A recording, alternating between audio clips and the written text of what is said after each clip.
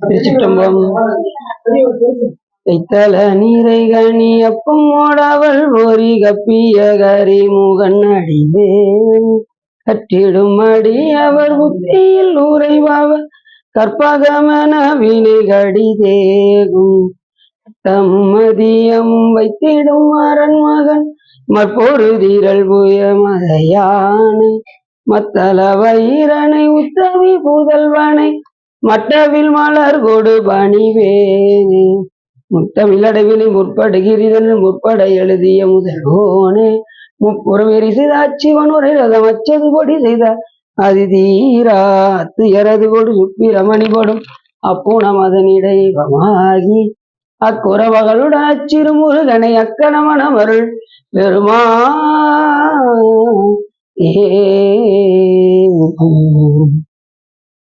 எந்தாயும் எனக்கருள் தந்தையும் நீ இந்த குலமானவை தீட்டனையாள் கந்தா கதிர்வேலவனே உமையாள் மைந்தா குமரா மறைநாயகனே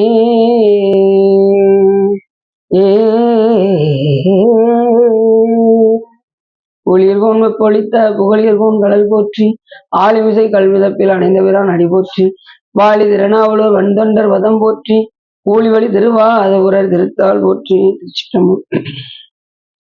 எல்லாம் வல்ல சிவகா மேம்பாளுடனாகிய வள்ளல் வைத்தியநாதசுவாமியுடைய பெரும் கருணையினாலே நாம் இன்று திருச்செந்தூர் புராணத்தில் ஜெயந்திபுர அத்தியாயம் பற்றி பேசுவதற்கு திருவருளும் குருவர்களும் அடியார்களும் கூட்டியுள்ளது.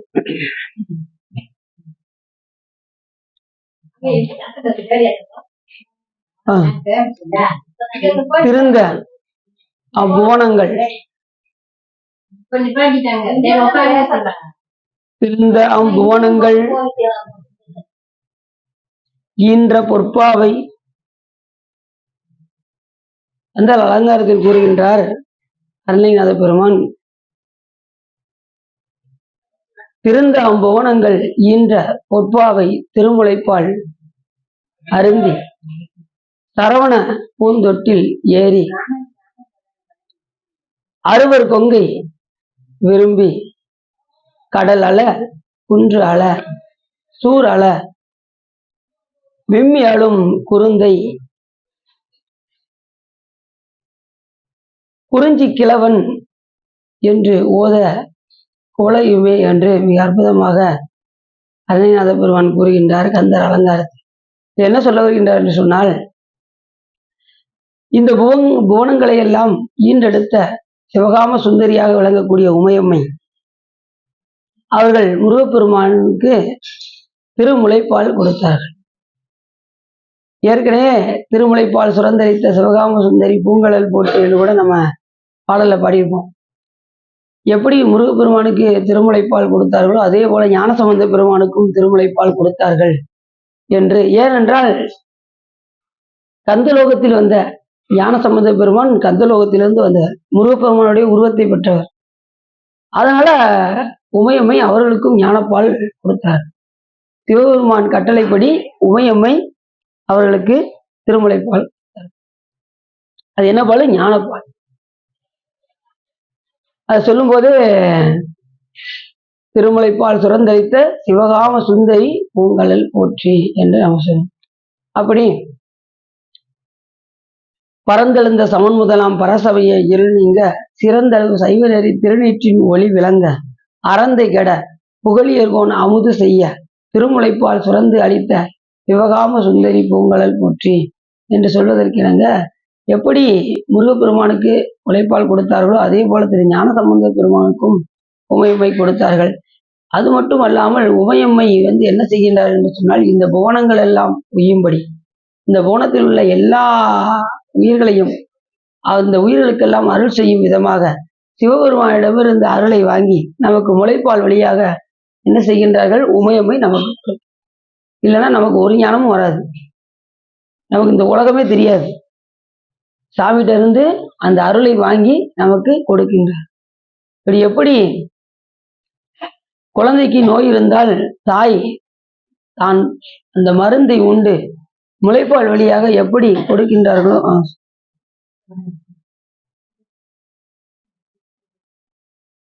எப்படி பிள்ளைக்கு ஒரு நோய் என்றால் தாய் அந்த மருந்தை உண்டு முளைப்பால் வழியாக அந்த பிள்ளைக்கு கொடுத்து நோயை நீக்குகின்றார்களோ, அதே போல நமது உமையம்மை என்ன செய்கின்றார் என்று சொன்னால், நமக்கு இறைவனிடமிருந்து அருளை வாங்கி நமக்கு இந்த பிறவி என்கின்ற நோயை உமையம்மை தீர்க்கின்றார்.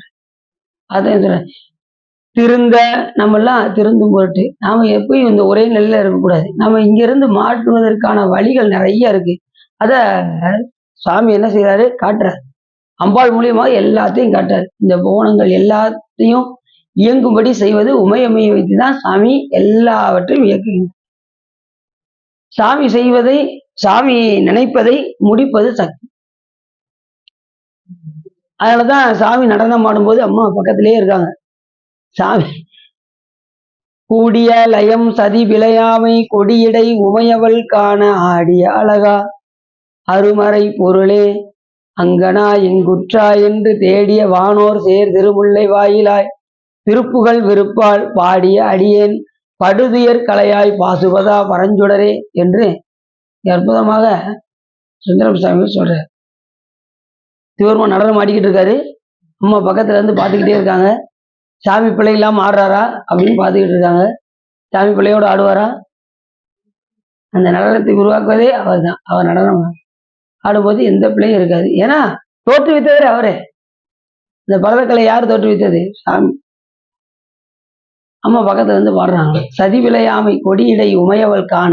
ஏன் அம்பாளை பார்த்து நடனம் ஆடுறாரு அப்படின்னா, நம்மளால என்ன செய்ய முடியாதுன்னா சாமியை நேரடியாக நுகர முடியாது. ஆகையினாலே உமையம்மை மூலியமாக நமக்கு என்ன செய்யறாரு, சாமி அந்த அருளை கொடுக்கிறார். அம்மா என்ன செய்யறாங்க, அருளை வாங்கி உயிர்களுக்கு ஊட்டுறாங்க.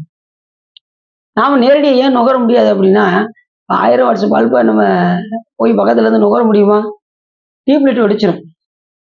இப்ப டிரான்ஸ்ஃபார்மர்ல மொத்த கரண்டையும் தூக்கி இந்த டியூப்லைட்ல சொல்லணும்னா என்ன ஆயிரும்? டியூப்லைட் வெடிச்சிடும், தாங்காது.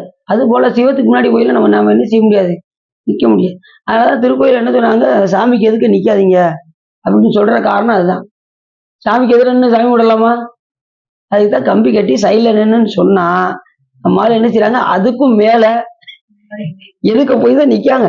சைலண்டா நீங்க சைட்ல நின்னுங்க, நாங்க எதுக்கு போய் நிக்கோம் அப்படின்னு சொல்லி சாமிக்கு எதுக்கு போய் நிக்கிறாங்க. அந்த எதுக்கு நிக்கிறதுக்கும் மறைச்சுக்கிட்டு பின்னாடி எல்லாரும் வரிசையை மறைச்சு மறைச்சு மறைச்சு நிக்கிறாங்க. அப்படிதான் நம்ம வைத்தியநாத கோயில்லாம் அப்படிதான் இருக்கு. சாமிக்கு எதுக்க போய் சாமி கும்பிடுறாரு. சாமி எதுக்க போய் எப்பயுமே என்ன செய்யக்கூடாதுன்னா கூடவே கூடாது. தனம் தரும் கல்வி தரும் ஒரு நாளும் தளர்வரியா மனம் தரும் தெய்வ வடிவும் தரும் நெஞ்சில் வஞ்சமில்லா இனம் தரும் நல்லன எல்லாம் தரும் அன்பர் என்பவர்க்கே கணம் தரும் பூங்குழலால் அபிராமியின் கடைக்கண்களே. அபிராமியின் என்ன கண்கள் சொன்னாங்க? கடைக்கல்னா என்ன பார்வை? கடைக்கன் சைட்ல பார்க்கறதா கடைக்கன் பார்வைன்னு பேரு. புரியுதா உங்களுக்கு? அதுக்காக தான் சைடுல கம்பி கட்டி சைட்ல நில்லுங்க சாமிக்கு. அப்படின்னாதான் நமக்கு இப்ப எந்த பார்வை தேவைன்னா அம்பாளுடைய அருட்பார்வை, அதுவும் கடைக்கண் பார்வை தான் இந்த உயிருக்கு தேவை. நேரடியா நம்மளால நுகர முடியாது என்ற காரணத்தினால் கம்பியை கட்டி சைட்ல நிக்க வச்சா நாம எல்லா வேலையும் செஞ்சுக்கிட்டு இருக்கோம். அப்படி அல்லாமல் அபிராமியின் கடைக்கண்களே, அம்பாள் என்ன செய்வாங்க, தனம் தரும் கல்வி தரும் ஒரு நாளும் தளர்வரியா மனம் தரும் தெய்வ வடிவும் தரும் நெஞ்சில் வஞ்சமில்லா இனம் தரும் நல்லன எல்லாம் தரும். எல்லாமே யார் தருவா? அம்பாள் தருவா. அப்படி சிவகாம சுந்தரி பூங்கழல் போற்றி எல்லாமே சாமி என்ன பண்றாரு, அம்பாளை வச்சுதான் இது எல்லாமே இருக்கின்ற. அப்படி இந்த பாட்டுல திருந்த அம்புவனங்கள் ஈன்ற பொற்பாவை, அம்பாளை சொல்லும்போது பொற்பாவை நாளான பாவை. சாமி எப்படி பொன்னார் மேனியனோ அம்பாளும் பொற்பாவை. சாமி பொன்னார் மேனியன் தானே. பொன்னார் மேனியனே நீங்க எப்படி பாடுவீங்க? இல்லையே, நீங்க வேற தாங்க பாடுவீங்களே, எப்படி பாடுங்க?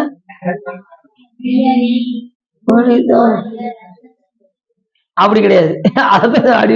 நீ இப்படி பாடுவீங்கன்னு தெரியாது.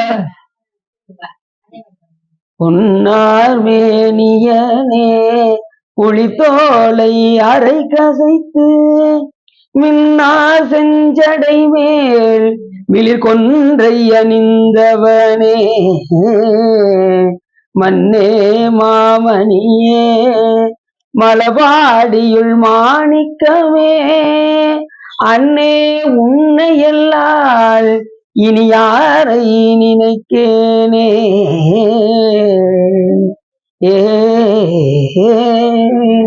இப்படி பண்ணா அழகே வந்துடும். இந்த மாதிரி ராகத்துல பாடினா படிச்சு பாருங்க. கொஞ்சம் ராகத்தை மாற்ற போறீங்க, அவ்வளவுதான். நீங்க வழக்கம் போல உள்ள ராகத்தை மாத்தி கொஞ்சம் டிஃப்ரெண்டா படிக்க போறீங்க, அவ்வளவுதான். இதுல ஓதுவார் ராகம் இந்த மாதிரி பண்ணோம்னா இருக்கும். அதான் பன்னார் இசைன்னு சொல் கேட்டாய் போற்றி, பண்ணின் இசையாகி நின்றாய் போற்றி, பாவிப்பார் பாவம் அறுப்பாய் போற்றி, என்னும் எழுத்தும் சொல் ஆனாய் போற்றி, என் சிந்தை நீங்கா இறைவா போற்றி, விண்ணும் நிலனும் தீ ஆனாய் போற்றி, மேலவர்க்கும் மேலாகி நின்றாய் போற்றி, கண்ணின் மணியாகி நின்றாய் போற்றி, கையிலை மலையானே. பண்ணின் இசையோடு பாடணும். பாடுனா அந்த பாடலுக்கு வந்து சிறப்பு கிடைக்கும். இப்ப நமக்கு தெரியலனாலும் ஓதுவாரெல்லாம் பாடுவாங்கல்ல, செல்ல அதெல்லாம் பயன்படுத்தணும். செல்ல இதுக்குத்தான் நீங்க முக்கியமா பயன்படுத்தணும்.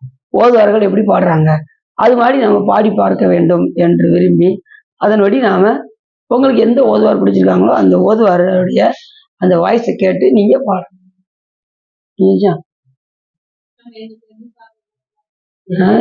செல்லுது சரி, அடின்னு பாடுறேன், இதை பார்த்து பாடுங்க அவ்வளவுதானே. சரி, இந்த மாதிரி ராகத்துல தெரியலன்னா கேளுங்க, பண்ணு தெரியலன்னா இப்படி எப்படி பாடுறது அப்படின்னு கேளுங்க, சொல்லி. சரி, அப்படி திருந்தாம்புவனங்கள் ஈன்ற பொற்பாவை திருமுலைப்பால் அருந்தி சரவண பூந்தொட்டில், முருகப்பெருமான் எங்க இருக்காரு? சரவண பூந்தொட்டில் ஏறி அறுவர் கொங்கை, அறுவர்னா கார்த்திகை பெண்கள் 6 பேர் எப்படி திருமுலைப்பால் சுரந்தளித்தார்களோ உமையம்மை, அதே போல கார்த்திகை பெண்களிடம் முருகப்பெருமான் என்ன பண்ணாரா? திருமுலைப்பால் அருந்தினார். 6 கொங்கை விரும்பி அப்படி உள்ள சாமி திருமுலைப்பால் சுரந்து அமுது செய்த காரணத்தினால் கடல் அழுதது. முருகப்பெருமான் அழுகிறது வந்து எப்படி இருந்துச்சா, கடல் அழுதுதான். கடல் அலை, குன்று அலை, குன்றுனா மலை அழுதுதான். முருகப்பெருமான் அழுகிறதுக்கு எல்லா போனங்களும் அழுக ஆரம்பிச்சிருச்சு. ஏன்னா குழந்தை என்ன ஆகும், அழுகும்ல. கடல் அலை, மலை அலை, உட்காருங்க.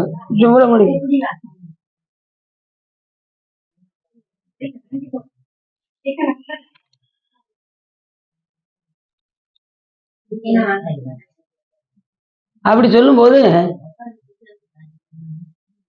அப்படி முருகப்பெருமான் திருமுலைப்பால் அருந்துவதும் கடல் அலை, மலை, குன்று அலை, சூர் அலை, சூரபத்மன் அழுதான், சூர் அலை, விம்மி அழும் குருந்தை.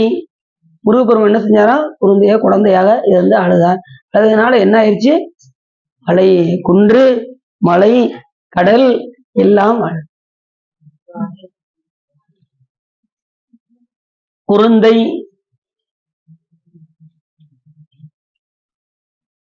குறிஞ்சி கிழவன் என்று ஓதும் குவளையமே என்று மிக அற்புதமா சொல்றார். குறிஞ்சி கிழவன் எல்லா உலகமே போற்றியதான் முருகப்பெருமான். அப்படி இந்த பாட்டுல சொல்றார். திருந்தாம்புவனங்கள் ஈன்ற பொற்பாவை உமையம்மை திருமுலைப்பால் அருந்தி சரவண பூந்தொட்டில் ஏறி. என்ன ஆச்சு? 6 கொங்கை, அந்த 6 கார்த்திகை பெண்கள் என்ன செஞ்சாங்க? முருகப்பெருமானுக்கு திருமுலைப்பால் அதை விரும்பி 6 கொங்கை விரும்பி கடல் அலை, அடுத்து குன்றல, சூர் அலை, விம்மி அலை, குருந்தை, குறிஞ்சி கிழவன் என்று ஓதும் குவளையமே இந்த உலகமெல்லாம் போற்றும்படி முருகப்பெருமான் என்ன செய்தாரு? திருமுலைப்பால் அருந்தினார். இந்த 6 கார்த்திகை பெண்களும் திருமுலைப்பால் கொடுத்தார்கள். உமையம்மையும் என்ன செஞ்சாங்களா? கொடுத்தாங்களா? 6 கொடுத்தாங்களா? இதனால என்ன ஆயிடுச்சு அப்படின்னா, இந்த புவனங்கள் எல்லாம் உய்யும்படி இந்த உலகமே முருகப்பெருமானை குறிஞ்சி கிழவன் என்று போற்றியது, குவளையமே போற்றியது என்று இந்த பாடல மிக அற்புதமாக யார் சொல்றா? நமது அருணகிரிநாத பெருமான் சொல்றார். இன்னைக்கு நாம பார்க்கக்கூடிய திருச்செந்தூர் புராணத்துல இன்னைக்கு ஜெயந்தபுர அத்தியாயத்துல இன்னைக்கு 2வது பகுதியாக முதல்ல என்ன பார்த்தோம்? கந்த மாதன மலையை பத்தி பார்த்தோம். இன்னைக்கு நம்ம என்ன பார்க்க போறோம்னா, தாமிரபரணி ஆறு அங்கே ஓடுகின்றது.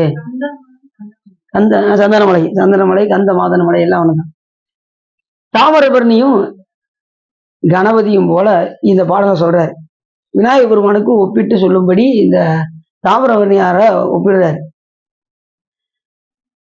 நறுமடமுடைய கஸ்தூரியை புனித மதம் பாயும் கபோலம் இடத்தின் மேல் பூசிக்கொண்டு முக்கணிகளை பிசைந்து அவளுடன் கடலையும் கலந்து உட்கொண்டு மடிப்புடையதாய் சிறந்த ஒற்றை தந்தத்தை ஏந்தி விளங்கும் செந்திலில் உள்ள வைதிக கணபதி போல் இந்த தாமிரபரணி ஆறு பொங்கி வருகின்றார்.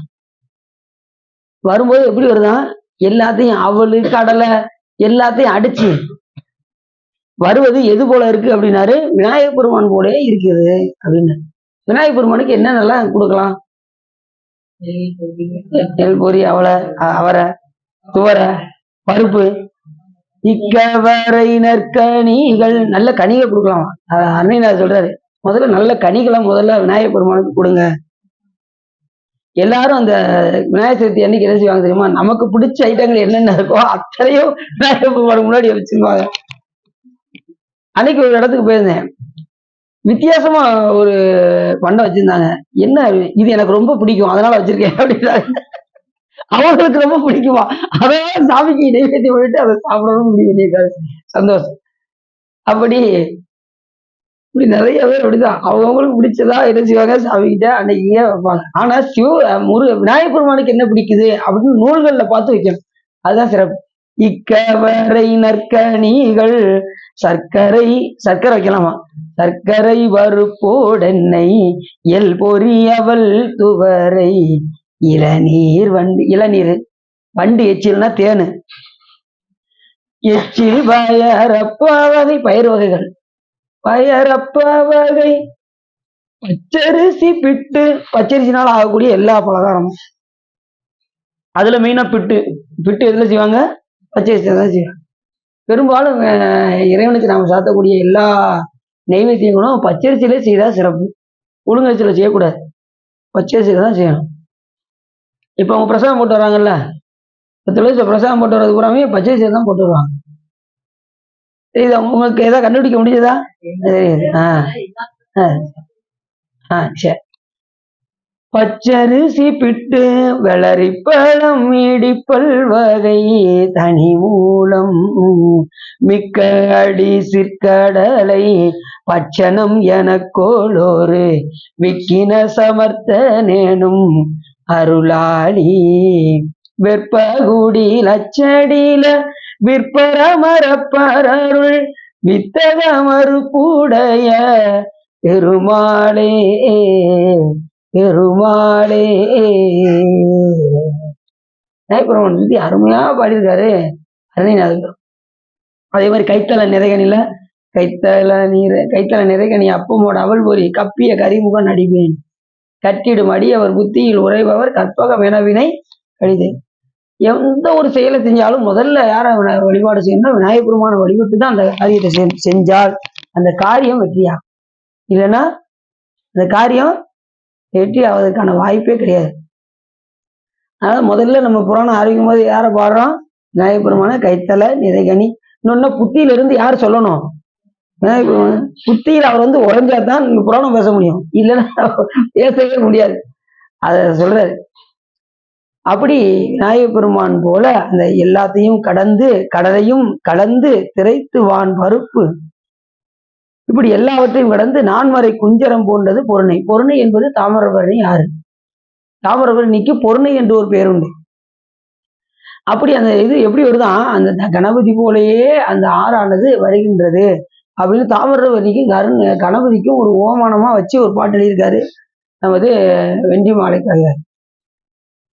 அடுத்து சொல்றாரு, பொருணையும் பிச்சாடரும் போல கூண வெண் பிறையின் வலை குண்ட வான் சிறையில் பேணமின்றர கால்வள சடையினில் பிறங்க ஆன வம்புய கபால நேர் திரைக்கரம் அமைத்து போன கம்பெற போந்தவர்க்கு போன்றது பொருணை என்று என்ன சொல்ல வர்றாரு அப்படின்னா, இந்த பொருணை நதியானது எப்படி வருகின்றது என்று சொன்னால், அந்த கபாலம் போல கமலத்தை ஏந்தி வந்தால் எப்படி இருக்குமோ அதுபோல மண்டையோடு மலரும் கமல மலர்களை, கமலம்னா தாமரை மலர்கள் எல்லாம். இப்ப பிரம்ம கபாலம் எப்படி சாமி எழுதுற கபாலத்துக்கு பேர் என்ன பேரு? பிரம்ம கபாலம்னே பேர். அப்ப அதுக்கு அவன் வந்து எதுல இருப்பாரு? பிரம்மா கமலத்துல தான் இருப்பாரு. அப்படி கமல மலர்களை எல்லாம் அடித்து கொண்டு வந்து அலைகளாகிய அந்த கடலில் சேர்த்து, கடல் வந்து எப்படி ஆகுதுன்னா அந்த பொருணை நதியோடு சேர்ந்து கலந்து அது வரும்போது பிச்சானுடைய வடிவம் கொண்டு எப்படி சிவபெருமான் வருகின்றாரோ அதே போல் வருகின்றது அப்படின்னு சொல்றாரு. பிச்சான வடிவம் சாமி எதுக்காக எடுத்தாரு? பிச்சான வடிவம்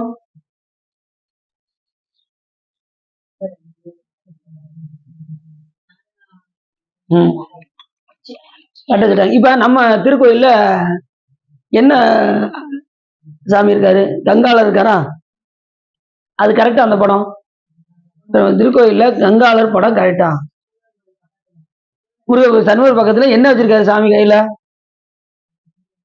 கையில பிச்சை பாத்திரம் ஏந்தி அந்த இதை வச்சிருப்பாரு சாமி. நீ பாத்தீங்கன்னா தெரியும். திருவோட வச்சிருக்காரா? நீ நல்லா பாருங்க. இன்னொருக்க போய் நாளைக்கு போய் கங்காளரை நீங்க பாருங்க, கையில என்ன வச்சிருக்காருன்னு பாருங்க. கங்காளர் என்பது வேற, இது பிச்சாடகர் என்பது வேற. பிச்சாடகர் என்பதுதான் கையில அந்த கபாலத்தை ஏந்திருப்பாரு. கங்காளர் எப்படின்னா ஒரு முதுகுத்தண்டை கையில வச்சிருப்பாரு. யாருடைய முதுகுத்தண்டைனா விஷ்ணுவுடைய முதுகுத்தண்டை. அவர் இந்த குட்டை வடிவமா போனவர் பாருங்க, வாமன வடிவம் கொண்டு அந்த மகாபலி சக்கரவர்த்தியிடம் போய் கேட்கும்போது 3 அடி நிலம் கேட்கும்போது அப்படி வளர்ந்துக்கிட்டே போனாரு. அப்ப இப்ப கூட இருந்து சுக்கிரன் என்ன சொன்னாரு? இது வர்ற ஆளு சாதாரண ஆள் கிடையாது, வேண்டாம் வேண்டாம்னாரு. என்ன ஒரு தாரை வாத்து கொடுக்கும்போது ஒரு வண்டு வடிவம் உள்ள போய் உட்காந்துக்கிட்டாரு. யாரு? சுக்கிரன் உள்ள போய் என்ன செஞ்சார்? சுக்கராச்சாரியர் உள்ள போய் வண்டு வடிவம் கொண்டு அந்த இதை போய் அந்த தண்ணி விடுறதுல போய் அடைச்சு நின்றுட்டாரு. இவர் என்ன பண்ணாரு? விஷ்ணு அந்த ஒரு குச்சி எடுத்து ஒரு கண்ணுல ஒரு குத்துனாரு. ஒரு கண்ணு போயிருச்சு அவருக்கு. யாருக்கு? இவருக்கு, நம்ம சுக்கராச்சாரியர். அதுக்கப்புறம் அந்த தண்ணி தாரவாத்தி கொடுத்ததுக்கு அப்புறம் 3 அடி நிலத்தை கேட்டாரு. அப்ப சிவபெருமானுடைய அந்த உயர்ந்த கைலாயமலை தியானித்து தியானித்து அவர் வளர்ந்தாராம். அப்படி செல்லும் போது அவருக்கு என்ன ஆச்சு அப்படின்னா, அவ்வளவு தூரம் வளர்ந்ததுக்கு அப்புறம் அவர் என்ன பண்ணாரு? நம்மளாலதான் எல்லாம் முடிந்தது அப்படிங்கிற அந்த ஆணவம் வந்ததும் சாமி அவருடைய முதுகெலும்பு தண்டை அப்படி உடைத்து அப்படி தூக்கிய குளம் தான் கங்காளர்னு பேரு. கங்காதரன் வேற, கங்காளர் வேற. கங்காளர் என்பது முதுகுத்தண்டை உடைத்து எடுத்த கோலம். கங்காளர் அப்படின்னா கங்கையை தலையில் வைத்த கோலம். இது ரெண்டுக்கும் வித்தியாசம் இருக்கு. கங்காளர் வேற, கங்காதரன் வேற. கங்காதரன்னா தலையில கங்கை வைத்திருக்கு. இந்த பிச்சாடரன் அப்படின்னா அந்த தாரியாவனத்து முனிவருடைய தரும பத்தினிகள் எல்லாம் கணவரை தவிர வேற யாரையும் நினைக்காமல் இருந்தார்கள். அப்பொழுது யாரையும் நினைக்காமல் இருந்தார்கள். அப்பொழுது சிவபெருமான்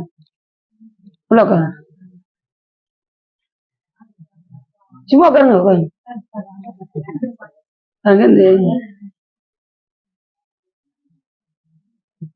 அந்த தாரிகாவனத்து முனிவருடைய தரும பத்தினிகள் எல்லாம்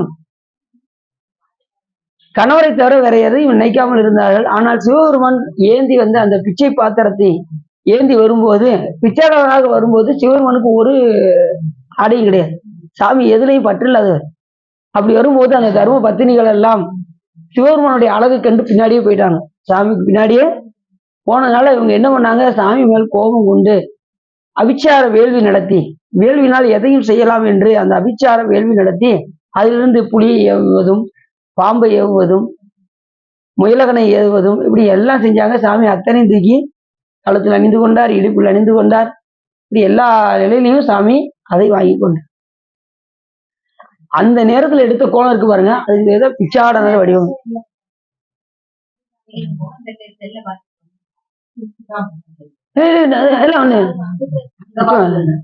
முன்னாடி வாங்க, முன்னாடி வாங்க, இங்க வாங்க, சும்மா வாங்க, பக்கத்துல வாங்க, இங்க வாங்க, இங்கிட்டு வாங்க, இங்கிட்டு வாங்க. இல்ல முன்னாடி உட்காந்துக்கோங்க, சும்மா உட்காந்துக்கோங்க, சும்மா உட்காருங்க.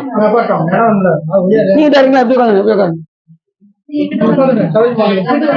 தள்ளி வாங்க, எப்படி வந்துருங்க, அப்படி வந்துருங்க, அப்படிதான் தள்ளி வாங்க, உள்ள வாங்க. ஒரு முறை சுந்தரம் சாமிகளுக்காக சாமி பிச்சை பாத்திரம் ஏந்தினார். ஏன்னா எதுக்காக பிச்சை பாத்திரம் ஏந்துவார்னா, ஒருத்தருக்கு சிவபுண்ணியம் கிடைப்பதற்காக. நல்லா தெரிஞ்சுக்கோங்க.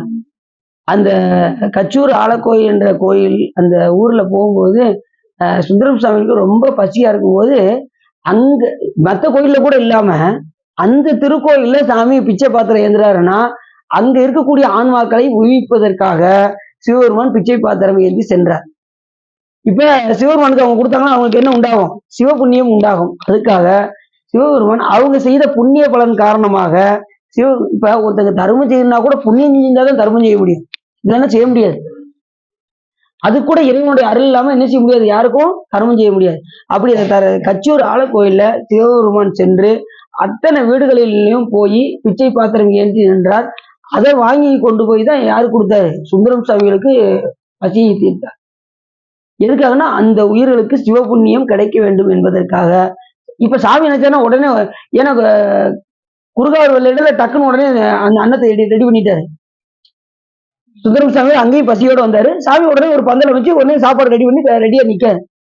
ஆனா இங்க வந்து எப்படி செஞ்சாரு? பிச்சை பாத்திரம் பிச்சை ஏந்தி வந்து கொடுக்காரு. அப்ப இதுக்கு என்ன வித்தியாசம் இருக்கு அப்படின்னா, அந்த ஊரில் உள்ள அந்த ஆன்மாக்களுக்கு சிவபுண்ணியம் கிடைக்க வேண்டும் என்பதற்காக சிவபெருமான் வாங்கி சுந்தரம் சாமியுடைய பசியை ஆட்டினார். இப்ப சிவபெருமான் போய் கேட்டதுனால ஒரு சிவபுண்ணியம், அது அடியார்கள் கொடுத்ததுனால தமிழ் மடங்கு ஒரு புண்ணியம். அப்ப எவ்வளவு சிறப்பு பாருங்க. அத்தனையும் அந்த ஆன்மாக்களுக்கு கிடைக்க வேண்டும் என்பதற்காக. தச்சூர் ஆலக்கோயில், அங்க கீழே ஒரு கோயில் இருக்கும், மேல ஒரு கோயில் இருக்கும்.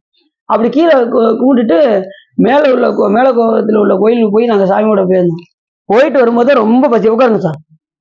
ரொம்ப பசியா இருந்துச்சு, ரொம்ப பசியா இருந்துச்சு. தண்ணி தாக ரொம்ப உச்சி காலம் பார்த்துட்டு அப்படியே வாரம் 12 மணிக்கு மேல உச்சி காலம் ரொம்ப. அந்த நேரத்துல நடந்துதான் வந்தோம். வண்டி கீழே கோவில விட்டுட்டு ஒரு 2 கிலோமீட்டர் நடந்து நம்ம மேல போனோம். போயிட்டு நாங்க நடந்து இருக்கும்போது ரொம்ப தண்ணி தாக இருக்கே இறைவா, நம்ம ஆள்கிட்ட பாட்டை போட்டாதான் சரி வரும் அப்படின்ட்டு பாடுவார், பசி தீர்ப்பாய் பரவுவார் பிடிகளைவாய்ன்னு சொன்னதும் உடனே தண்ணி கிடைக்காதா அப்படின்னு பார்க்கும்போது அங்கக்குள்ள ஒரு குழாய் இருந்தது. அப்பாட சாமி பாட்டை போட்டது தண்ணி குழாயை கொடுத்தாரு, நல்ல வேலை. ஆனா இன்னொன்னு என்னன்னா, அதுல தண்ணி வரணும், அதுதான் ரொம்ப ஆச்சரியமான விஷயம். அந்த பொட்டை காட்டுல தண்ணி வருவது ரொம்ப ஆச்சரியம். இந்த பாட்டு பதியத்தை முடிச்சிருவோம் அப்படின்ட்டு அந்த பதியத்தை முடிச்சுட்டு அதுக்கப்புறம் திருக்கி பார்க்க தண்ணி வந்துச்சு. அதுதான் சிறப்பு. நேற்று வேற ஒண்ணும் வேண்டாம், நேற்று கரிவந்தநல்லூர்ல போனோம். நீங்க எல்லாம் போயிட்டீங்களா? அண்ணா போயிட்டீங்களா? இப்ப உடனே சாமி நீ என்ன பண்ணியோ எது பண்ணியோ, இப்ப பாட்டு படிக்கிற பாட்டுல வண்டி வரணும் அப்படின்னு பாட்டு கரெக்டா சொட்டு பதிய முடிக்கிறோம். 2 பஸ் அனுப்பிவிட்டாரு சாமி. 1க்கு 2 வண்டி வருது. அப்படியே அது ஆச்சரியம். எப்படிங்க அப்படிதான், அது வாசல் அப்படிதான். அவன் பாட்டு படிச்சோமா படிக்கிறதில்ல. நீங்க போனதுக்கு அப்புறம் அவன் ரொம்ப நேரம் ஆகுது, சரி நம்ம அவர்கிட்ட பாட்டு படிக்கிறது கரெக்டா 2 வண்டி வருது கரெக்டா. ரொம்ப ஆச்சரியமா போச்சு, ரொம்ப ஆச்சரியமா போச்சு. அதான் சாமி எப்பவுமே அந்த பதிகத்துக்கு அது ஒரு தனி சிறப்பு. பதிகம் பாடினா கண்டிப்பா சாமி. அதே மாதிரி வாஸ்தவங்களும் அப்படிதான். ரொம்ப நேரம் நின்றுட்டு இருந்தோம், அவன் நேரம் யோசனை வரல, நம்ம ஐயாவுக்கு ஒரு பாட்டு பாடுவோம் அப்படின்னு பாட்டு படிக்க கரெக்டா பஸ். ஒரு ஆளு கூட கிடையாது, ஒரு சீட் ஒரு ஆளு கூட இல்லை. அத்தனை பேர் நம்ம அடியாரெல்லாம் ஓடி வந்தோம். அது அன்னைக்கு தில்லை வளர்ந்த பாட்டா. நேற்று வந்து இது படிச்சோம், சொட்டினி வைத்தியன் படி. கரெக்டா அந்த பதிய முடிக்கிறோம், கரெக்டா வண்டி வந்துருச்சு. சரி, சிவபெருமான் திருவருள். அப்படி சாமி எப்படி வந்தாரோ அந்த பிச்சை பாத்திரம் ஏந்தி வந்த காரணம் அதுதான். அதனாலதான் பிச்சாடனர் வடிவம். அந்த 25 மாகேஸ்வர மூர்த்தத்துல ஒரு வடிவம் பிச்சாடனர் வடிவம். காலசம்காரமூர்த்தி, காமசம்காரமூர்த்தி, திரிபுர சம்காரமூர்த்தி, ஏகபாதமூர்த்தி, தட்சிணாமூர்த்தி, நடராஜமூர்த்தி, பிச்சாடனர், ஹரிகர்த்தர், சங்கர நாராயணர், கல்யாண சுந்தரமூர்த்தி, நடராஜமூர்த்தி, இப்படி எல்லா மூர்த்தமுமே 25 மாகேஸ்வர மூர்த்தங்களுமே சிவபெருமான் எடுத்துக்கொண்ட வடிவம். அதை தவிர வேற வடிவம்லாம் எடுக்கல. அதை தாண்டினா விநாயக பெருமானும் முருகப்பெருமானும் இறைவன் எடுத்த வடிவம். அப்படி அந்த தாமிரபரணி ஆறானது பிச்சாடர் வடிவம் போலே வருகின்றது அப்படின்னு ஒரு உவமானம் சொல்றாரு. அடுத்து சொன்னாரு,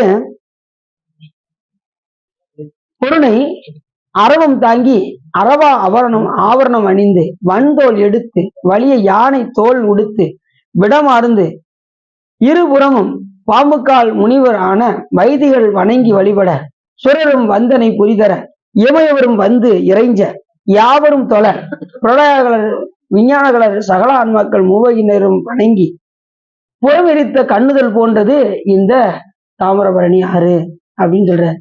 என்ன சொல்றாரு? அது போன்று அந்த தாமிரவரியில அரவம் வந்ததான். சாமி அரவம் வச்சிருக்காரா? அரவம் தாங்கி அரவ ஆபரணம் அணிந்தது போலே அந்த தண்ணி வருதான். எந்த தண்ணி? தாமிரம். அதாவது ஞானிகளுக்கு எதை பார்த்தாலும் அவங்களுக்கு சிவமா தான் பார்ப்பாங்க. தண்ணி ஓடுனா சிவமா பார்ப்பாங்க, வானத்தை பார்த்தா சிவமா பார்ப்பாங்க. அம்மா காரைக்கிழமை மாரி காலையில எதிர்த்துமே அந்த சூரிய உதயத்தை பார்த்ததுமே சிவபெருமானுடைய செஞ்சடை தெரியுதுன்னு நினைச்சாங்க. காரைக்கிழமை வரைக்கும் எப்படி தெரியுது பாருங்க. சூரிய அந்த உதிச்சதுமே ஆகா சிவபெருமானுடைய செஞ்சடை அப்படின்னு சொல்லி உடனே வணங்கி மகிழ்வாருங்க. நமக்கு எப்படி தெரியுது? சூரியனா தான் தெரியுது. அங்க சிவபெருமான் தெரியல. நம்ம அப்படித்தான் பார்க்கணும். அப்படி பார்த்து பார்த்து பார்த்து பார்த்து பழகணும். சூரியனை பார்த்தா சிவன் தெரியணும், சிவசூரியன் நினைக்கணும்.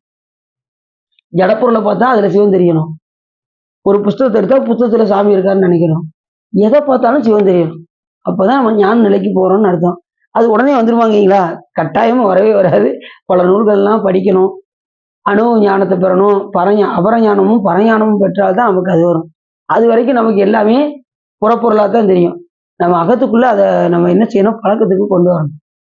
அப்படி அரவ ஆபரணம் அணிந்து வலிய யானை தோல் விடமார்ந்து அந்த இதுல எப்படி கடல்ல நஞ்சு இருந்ததோ அது போல இதுல எல்லாமே வருதான்.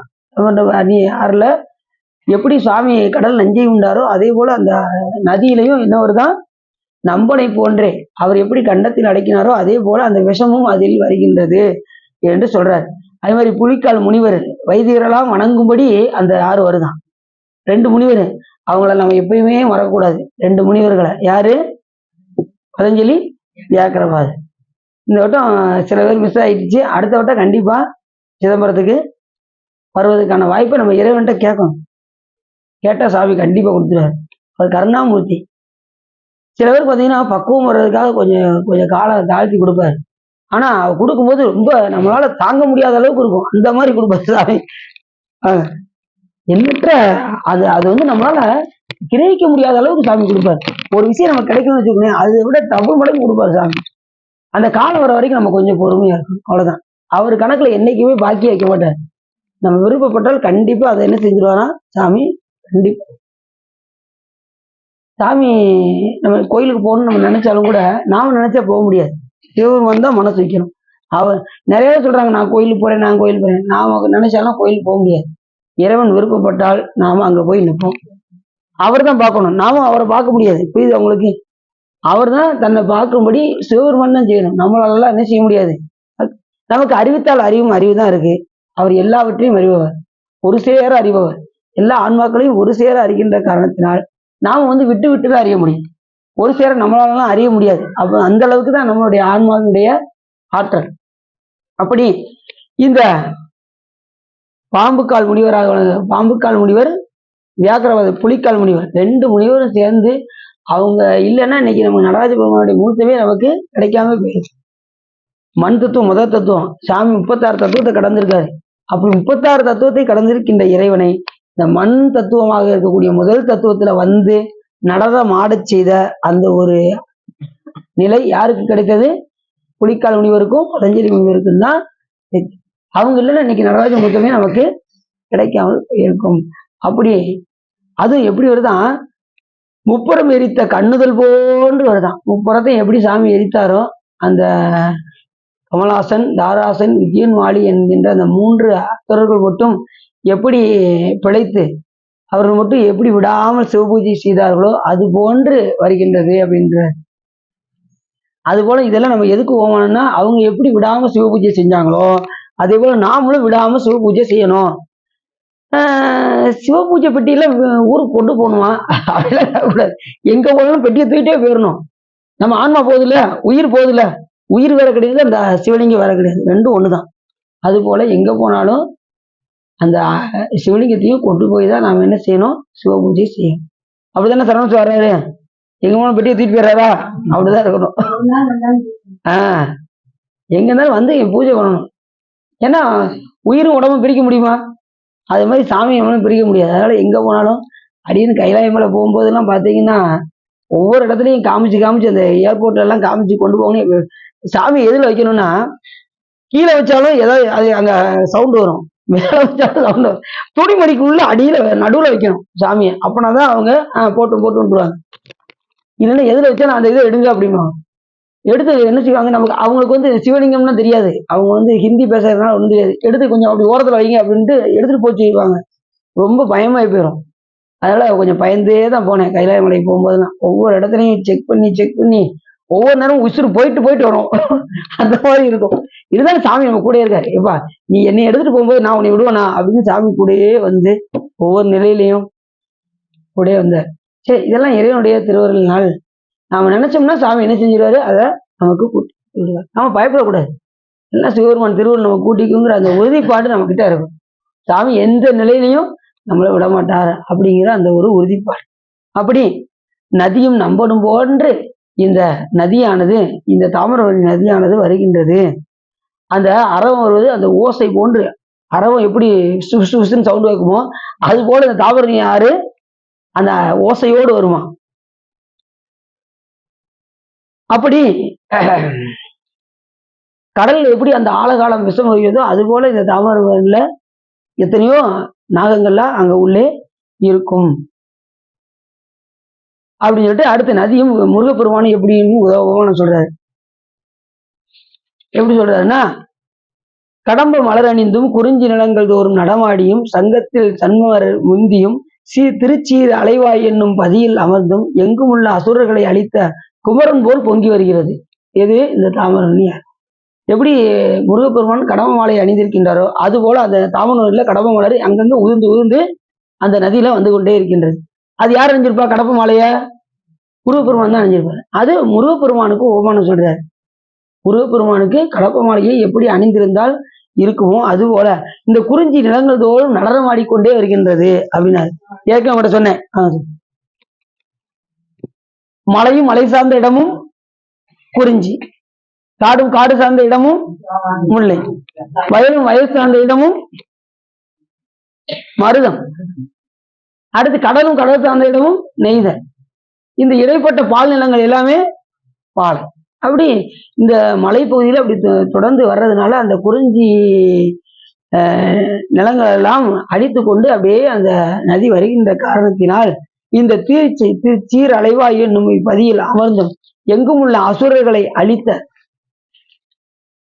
திருச்சீரலை எங்க திருச்செந்தூருக்கு அந்த தாமிரபரணி ஆறு அந்த கடல்ல வந்து கலக்குதான். அது அப்படி கலக்கிறது எது போல அப்படின்னா முருகப்பெருமானை போலே வருகிறது. அந்த சீர் அலைவாய்ன்னு ஒரு பேரு எனக்கு திருச்செந்தூருக்கு. அதால எப்படி வருது? உன்னோட வருதா? சீரா வருதா? ஒன்னோட வருதா? திருச்சீர் அலைவாய் என்றும் ஜெயந்திபுரம். இப்ப ஜெயந்திபுரம் அத்தியாயம் பார்க்கிறோம். எதுக்கு ஜெயந்திபுரம்னு சொல்றோம்? திருச்செந்தூர்ல முருகப்பெருமானுக்கு அந்த ஊருக்கு ஜெயந்திபுரம். ஏன்னா சாமி அங்க வெற்றி வாகை சூடி அங்கே அமர்ந்து சிவபூஜை செய்த தலம் என்ற காரணத்தினால் ஜெயந்தினா வெற்றின்னு அர்த்தம். வெற்றி வாகை சூடிய இடம் திருச்செந்தூர்.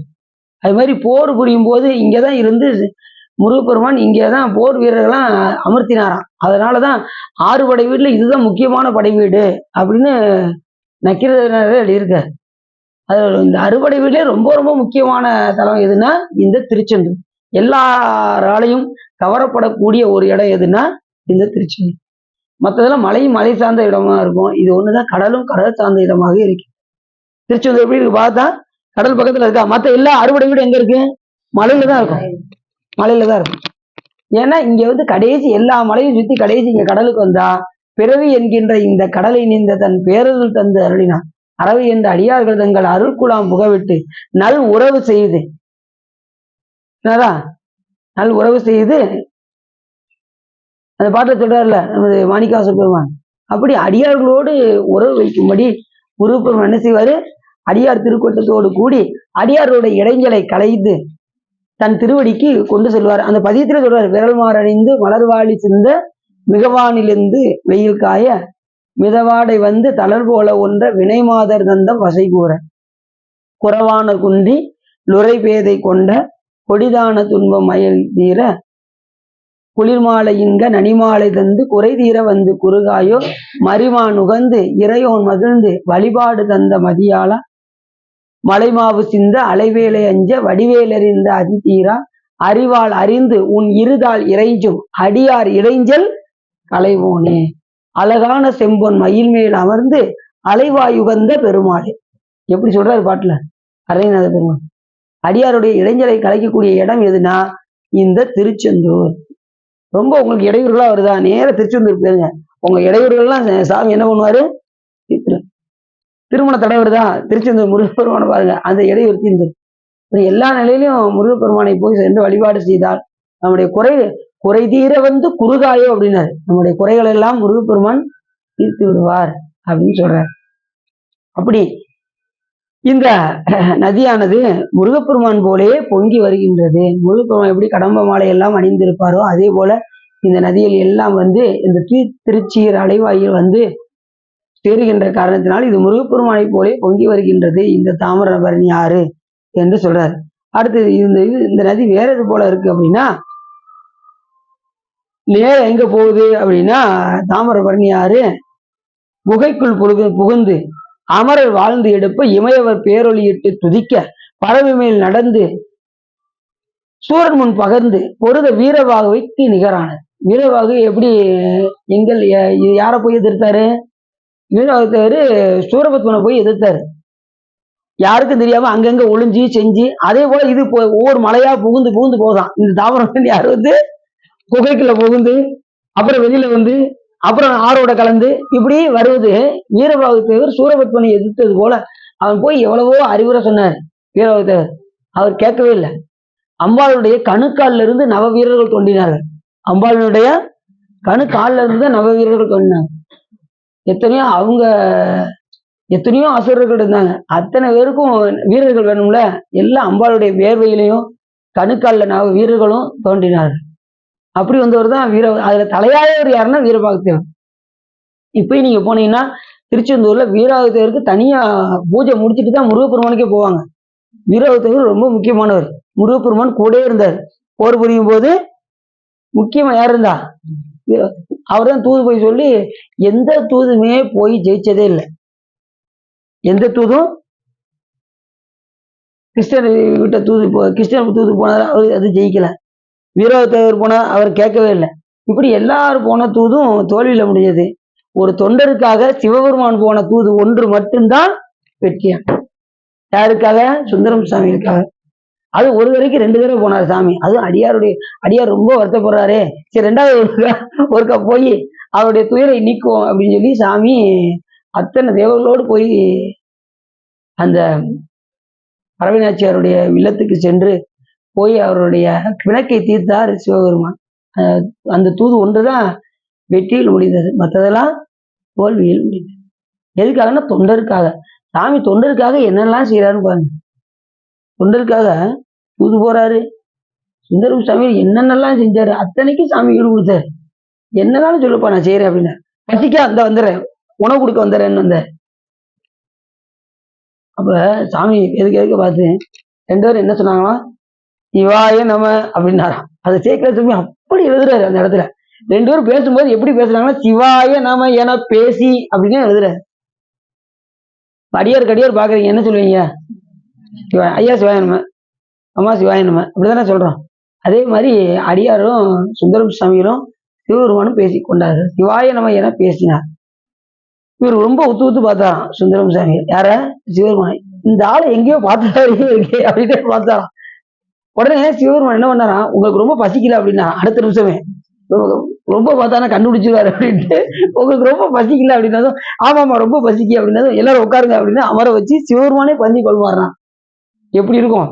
அந்த நேரத்துல நம்ம இல்லாம போயிட்டோமே அப்படிங்கிற ஒரு வருத்தம் அவருக்கு ரொம்பவே இருக்கும். அந்த கூட்டத்துல நம்ம ஒரு ஆளாவது எப்படி இருந்திருக்கோம்?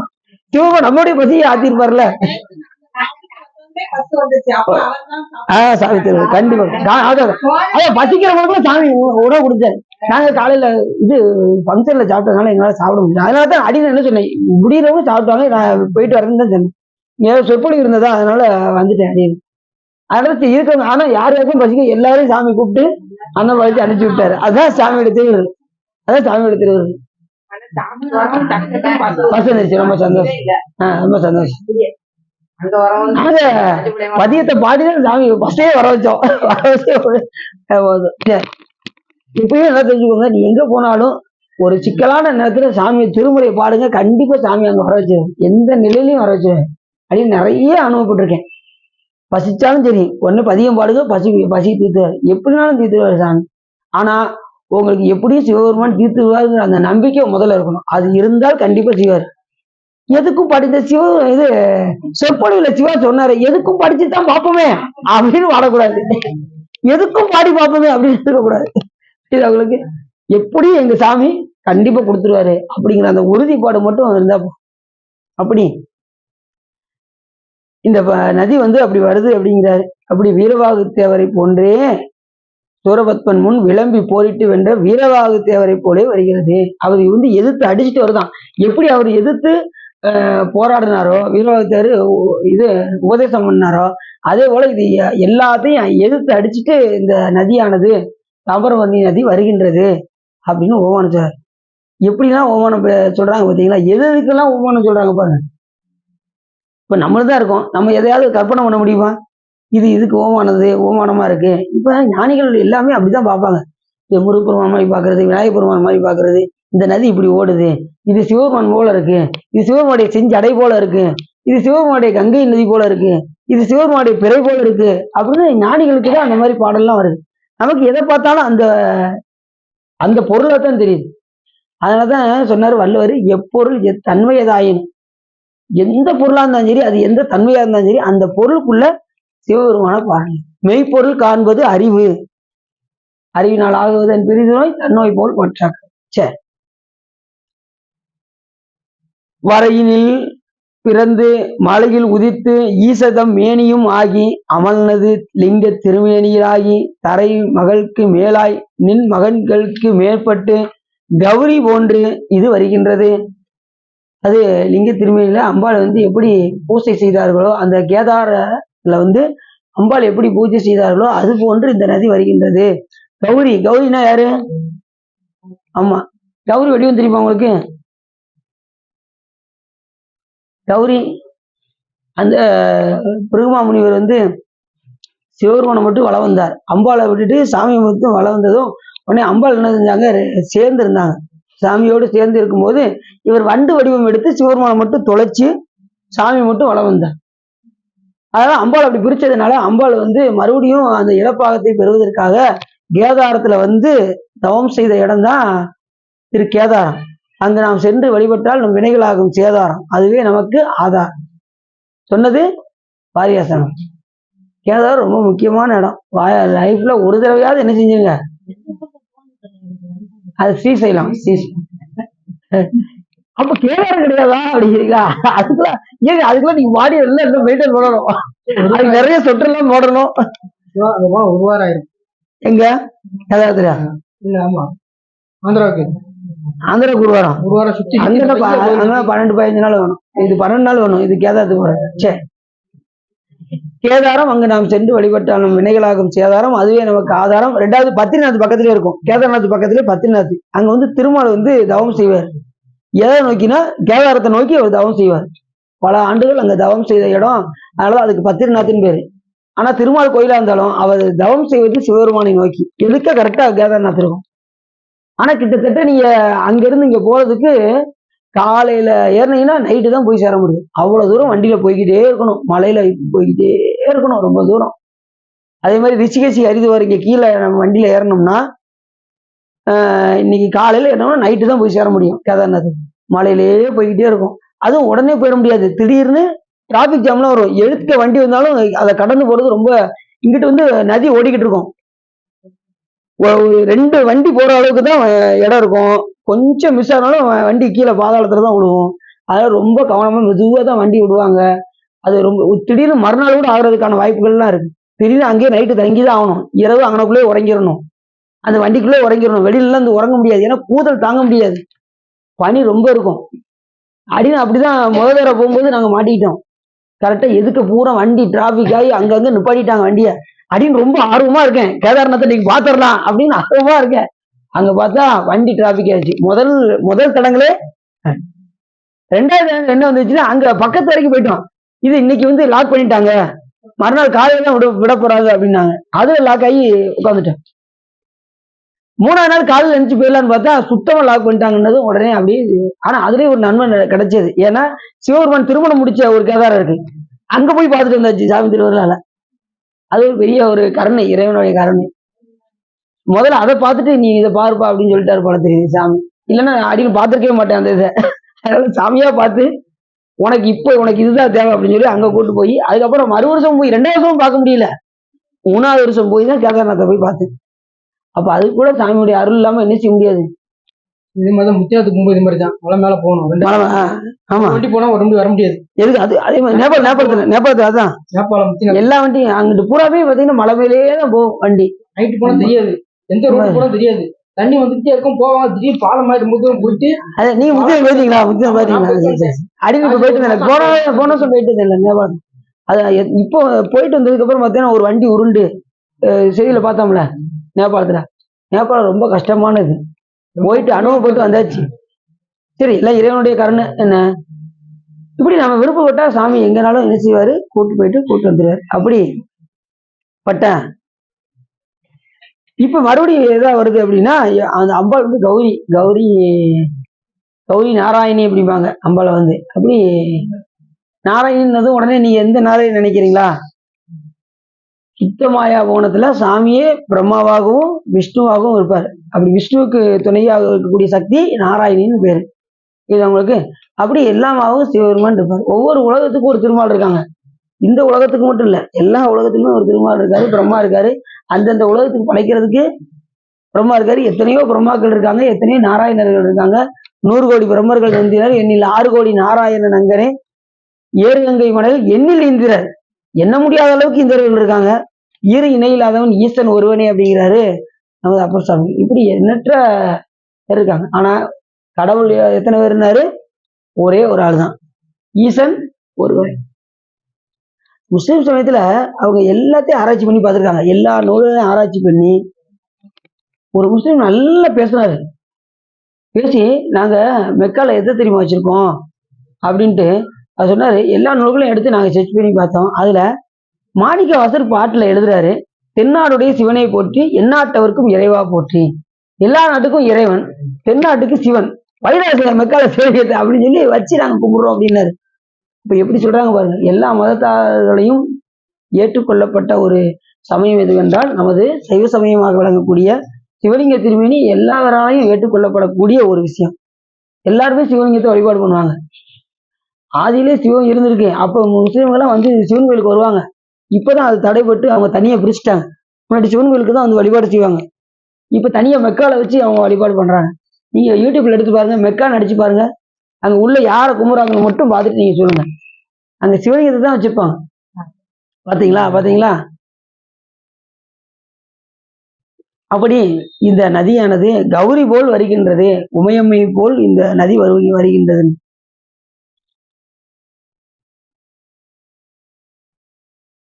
அது அந்த நதியானது பாதி பாதி சிகப்பு கலராகவும் பாதி வெள்ளை கலராகவும் அப்படி வர்றதுனால உமையம்மை போலே வருகிறது. கௌரி ஆகிய உமையம்மை எப்படி அர்த்தநாரீஸ்வரரா சாமி இருக்காரோ அதே போல் இந்த நதி வருகின்றது. திடீர்னு என்ன ஆகும், ஏதாவது ஒரு செம்மண்ல போய் கலக்குதுன்னு வச்சுக்கோங்க அந்த நதி வந்து. அப்ப அதையும் சேர்த்து அடிச்சுட்டு வருமா ஒரு பகுதி. அதே மாதிரி கேதார்நாத் போயின்னு பாத்தீங்கன்னா 3 கலரா வரும். 3 நதி அப்படி இங்கிட்டு வரும். ஒண்ணு வெள்ளை, இன்னொன்னுன்னா ஒண்ணு தொடாம போகும். அதுதான் ஒரு ஆச்சரியம். அங்க வந்து சிவப்பு கலர் தண்ணி தனியா போகும், நீல கலர் தண்ணி தனியா போகும், வெள்ளை கலர் 3மே தனியா போகும், ஒன்னோட ஒண்ணு சேராம போகும். அதுதான் ஒரு ஆச்சரியம். அங்க எங்க கேதார்நாத் போற இடத்துல அங்க நிப்பாட்டி காமிச்சாங்க. நிப்பாட்டி அந்த நதி போறதெல்லாம் காமிச்சாங்க. அப்படி ஆமாது காமிச்சா நம்ம பார்த்தோம். அப்படி உள்ள போறீங்களா? அடுத்து சொல்றாரு,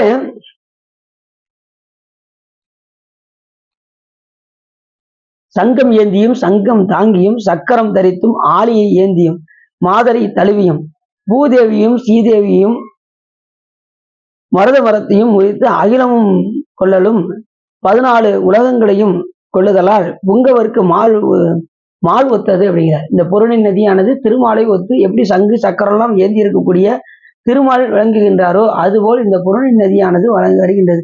அதுல எத்தனையோ கடல்ல கடந்த சக்கரம் சங்கு எல்லாமே இந்த பொருணை நதியில வந்து கொண்டே இருக்குமா. இதுல தாமிரபரணி ஆறுல. அது போல இது திருமாலுடைய சங்கு சக்கரம் போன்றே இந்த நதியானது சுழண்டு வருகின்றது அப்படின்னு இந்த பாட்டை சொல்றாரு. வானவருக்கு அமுதை வழங்கிய தாமோதரனை கொள்ளும். வானவருக்கு அமுதத்தை இவர் கொடுத்தாரா? திருமால் கொடுத்தாரா? கொடுத்தாரு. எப்பன்னு சொல்லுங்க பாப்போம். தெரியலையா? அந்த அமுதத்தை கடைஞ்சாங்கல்ல, பார்க்கடலை கடையும் போது முதல்ல விஷம் வந்தது. எல்லா சிவபெருமானிடம் போய் சென்று முறையிட்டார்கள். அதுக்கப்புறம் சிவபெருமானுடைய திருவருளினால் அமுதம் கிடைத்தது. அமுதம் கிடைச்சதுக்கு அப்புறமா சாமியை கும்பிடணுமா வேண்டாமா? அப்படி மறந்தாங்க சிவபெருமான. மறந்து அமுதம் கிடைத்த அந்த சந்தோஷத்துல எல்லாருக்கும் பகிர்ந்து கொடுத்தார் திருமால். திருமால் தான் பகிர்ந்து கொடுத்தாரு எல்லாத்துக்கும். அப்படி பகிர்ந்து கொடுக்கும்போது அசுரர்கள் அசுரர்கள் ஒருத்தர் ராகுன்னு ராகு வந்து என்ன செஞ்சாரு, தேவர்கள் போலவே வரிசையில் நின்னாரு. அதை கண்டுபிடிச்சது யாருன்னா திருமால் கண்டுபிடிச்சு அவருடைய தலையை வெட்டினார். அதனாலதான் நீங்க ராகு பாத்தீங்கன்னா தலை மட்டும் தான் இருக்கும். ராகு கேதுல இருக்காருல்ல, அதுல ராகு வந்து தலை மட்டுமே இருக்கும், பாத்தீங்கன்னா தெரியும். அப்படி அவங்க பகிர்ந்து கொடுக்கும் வானவருக்கு அமுதை வழங்கிய தாமதனை போல் வருகின்றது. அந்த அமுதத்தை யார் கொடுத்தாருன்னா திருமால் தான் எல்லாத்துக்கும் பகிர்ந்து கொடுத்தாராம். அந்த பொறுப்பை வந்து கேப்டன் அவர் காத்த தொழில் செய்கின்ற காரணத்தினால் அந்த தொழில் யாருக்கு கொடுக்கப்பட்டது, திருமாலுக்கு கொடுக்கப்பட்டது. அப்படி இருந்ததுனால இந்த பொருணை நதியானது எது போல விளங்குகின்றது, திருமால் போல் விளங்குகின்றது அப்படின்னு சொன்னார். அடுத்து வேதனும் நதி. வேதன்னா யாருன்னா பிரம்மா. பிரம்மா போல இந்த நதி வருகிறது. எப்படி சொல்றாருன்னா, கற்ற மாதவர் தொழும் பொருணை கலை உணர்வு கைவந்த சிறந்த தவத்தினர் வணங்கும் தாமர பரணி நதி மலர் பறித்து மலர்களை சுமந்து அன்னமேல் கொடும் அன்ன பறவைகளை தாங்கி சதுர்மறை வகுத்து வைதிக நான்மறைகளை வைவர வைத்து இவ்வுலக அனைத்தையும் பிரம்மா போல என்ன செய்து இந்த நதியானது வருகின்றது. கலை உணர்வோடு மாதவர்களெல்லாம் தொழும்படி அந்த மலர்களை சுமந்து கொண்டு அன்னப்பறவைகள் எல்லாம் அதில் தாங்கி கொண்டு, அன்னப்பறவையில யார் இருப்பா, பிரம்மா இருப்பாரா? அன்னப்பறவையில யார் இருப்பா, அதுக்கு தலைவர் யாரு? அன்னப்பறவையில இருந்து இருப்பவர் பிரம்மா. பிரம்மா என்ன பண்ணாரா, ஒரு காலத்துல கைலாய மலைக்கு வந்தாராம். அன்னப்பச்சி வடிவத்துல அப்படி கைலாய மலைக்கு வரும்போது அன்னப்பறவை என்ன கலர்ல இருக்கும், சுத்த வெள்ளையா இருக்கும் அப்படின்றாரு. சுத்த வெள்ளையா இருக்கும். அதே போலதான் கைலாய மலையும் எப்படி இருக்குமா, வெள்ள வழியேன்னு வெள்ளி வெற்பின் மரகத கொடியுடன் விளங்கும் தெல்லு பேரொளி பவள வெற்பன இழப்பாகம் கொண்ட கொல்லுமா மலையாளுடன் கூடிய வீட்டிலிருந்த வள்ளலாரை முன் கண்டனர் வாக்கின் மன்னவனாம் என்று சொல்வதற்கு இணங்க வெள்ளி மலையா இருக்குமா, எது கைலாய மலை ஸ்படிகமயமானது. அப்படி வெண்மையாக இருக்கும்போது விஷ்ணு பிரம்மா என்ன பண்ணாரா, அப்படியே அன்னப்பச்சியில வடிவ வந்து கைலாய மலைக்கு முன்னாடி அன்னப்பச்சியை நிப்பாட்டிட்டு சாமி தரிசனம் செய்ய உள்ள போனாராம். எங்க கைலாய மலைக்குள்ள. உள்ள யார்கிட்ட அனுமதி கேட்கணும், நந்திய பெருமான்ட்ட அனுமதி கேட்டாரு. உள்ள போனாரு, போயிட்டு சாமி தரிசனம் பண்ணாரு. அப்படியே வெளியில வந்தாரு. வந்து பார்த்தா அன்னப்பச்சி எங்க இருக்குன்னு தெரியலையா. அது எல்லாமே வெள்ளையா இருக்கிறதுனால, கைலாய மலை வெள்ளையா இருக்கிறதுனால எங்க இருக்குன்னு தெரியலன்னு சொல்லி சேக்கிலாசாமி சொல்றாரு பெரிய புராணத்து. முதல்ல அந்த கைலாய சிறப்பு இருக்கு பார்த்தீங்களா, அதுல சொல்றாரு மலை சிறப்பு. வந்து பார்த்தா எங்கேயுமே கண்டுபிடிக்க முடியல. அதுக்கப்புறம் நந்திய பெருமான் தான் வந்து அதை காமிப்பாராம் அந்த அன்னப்பச்சியை. அப்படி அன்னப்பட்சி வடிவம் தாங்கி இந்த பொருணை நதியாக வருகின்ற காரணத்தினால் இது பிரம்மா போல் இருக்கின்றது அப்படின்னு.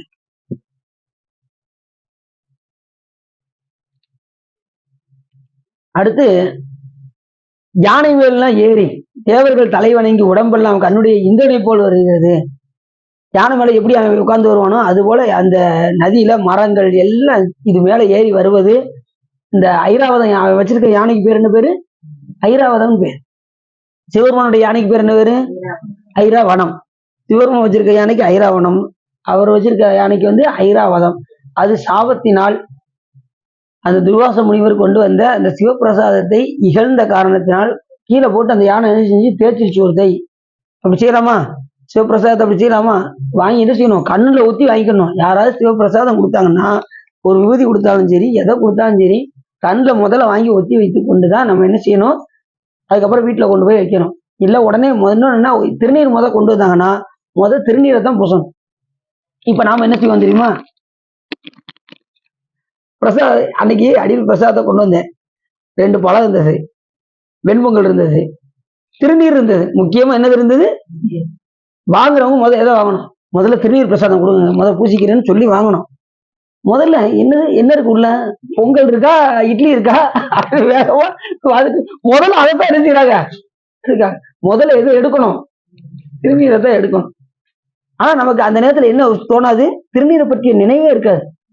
அப்படி திருநீரை பற்றி நினைவு இருந்தால் உங்களுக்கு ஞானம் பரிபூர்ணமாக இருக்கின்றது என்று. யாரு வந்து பிரசாதம் கொடுத்தாலும் முதல்ல திருநீர் இருக்கான்னு நீங்க கேட்கணும். புரியுது அவங்களுக்கு, அதுதான் உயர்ந்த பிரசாதம், அதுதான் உயர்ந்த செல்வமும் கூட. செல்வத்தின் மேல் செல்வம் வேறில்லை அச்செல்வம் செல்வத்தில் இல்லாமலே. செல்வத்தில் செல்வம் செவிச்செல்வம், அச்செல்வம் செல்வத்தில் இல்லாம. அதுபோல நமக்கு எது செல்வம் அப்படின்னா, பூதினா செல்வம்னு அர்த்தம், விபூதி அப்படின்னா மேலான செல்வம்னு அர்த்தம். அதுக்கு மேல ஒரு செல்வத்தை நீங்க பார்க்கவே முடியாது. இப்ப சின்ன பிள்ளைகளுக்கு சாக்லேட்டையும் விபூதியும் வச்சு அது எதை எடுக்கும்? அதுக்கு விபூதியை பத்தி பத்திர இது தெரியாது.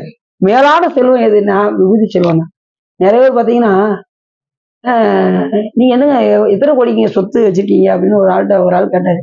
நான் வச்சிருக்கேன், உங்கள்கிட்ட கூட இல்லாத செல்வம் என்கிட்ட இருக்கு அப்படின்னாரு ஒருத்தர்.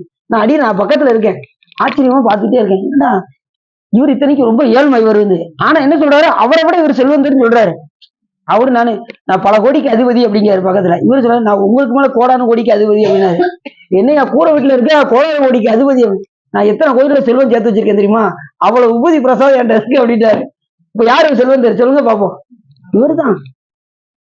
திருநீர் நிறைய சேர்த்து வச்சா அதுதான் உயர்ந்த செல்வம்.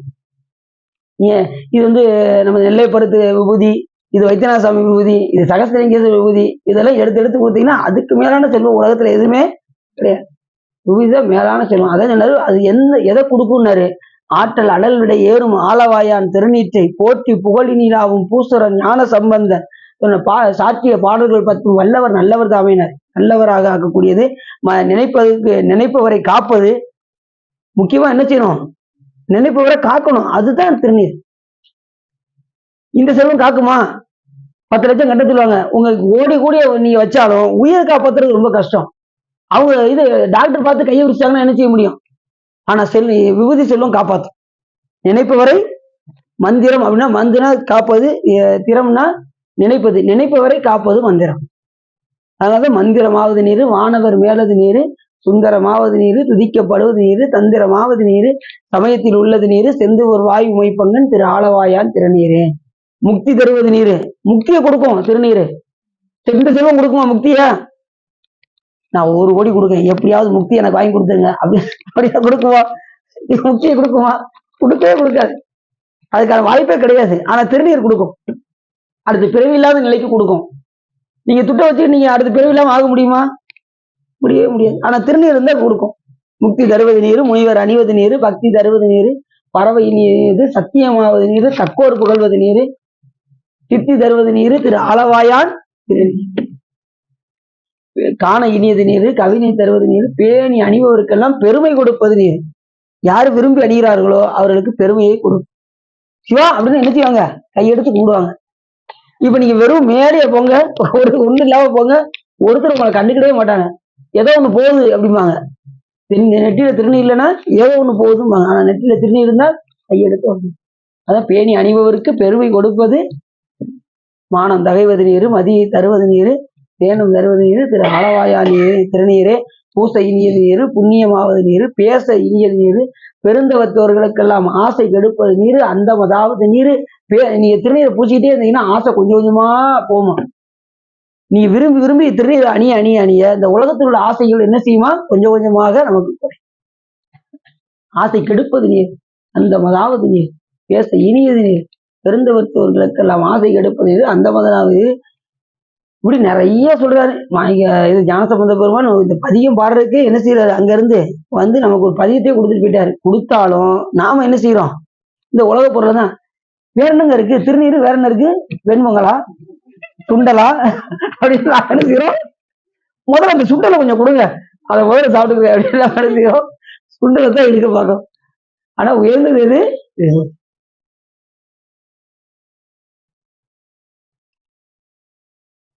அடுத்தது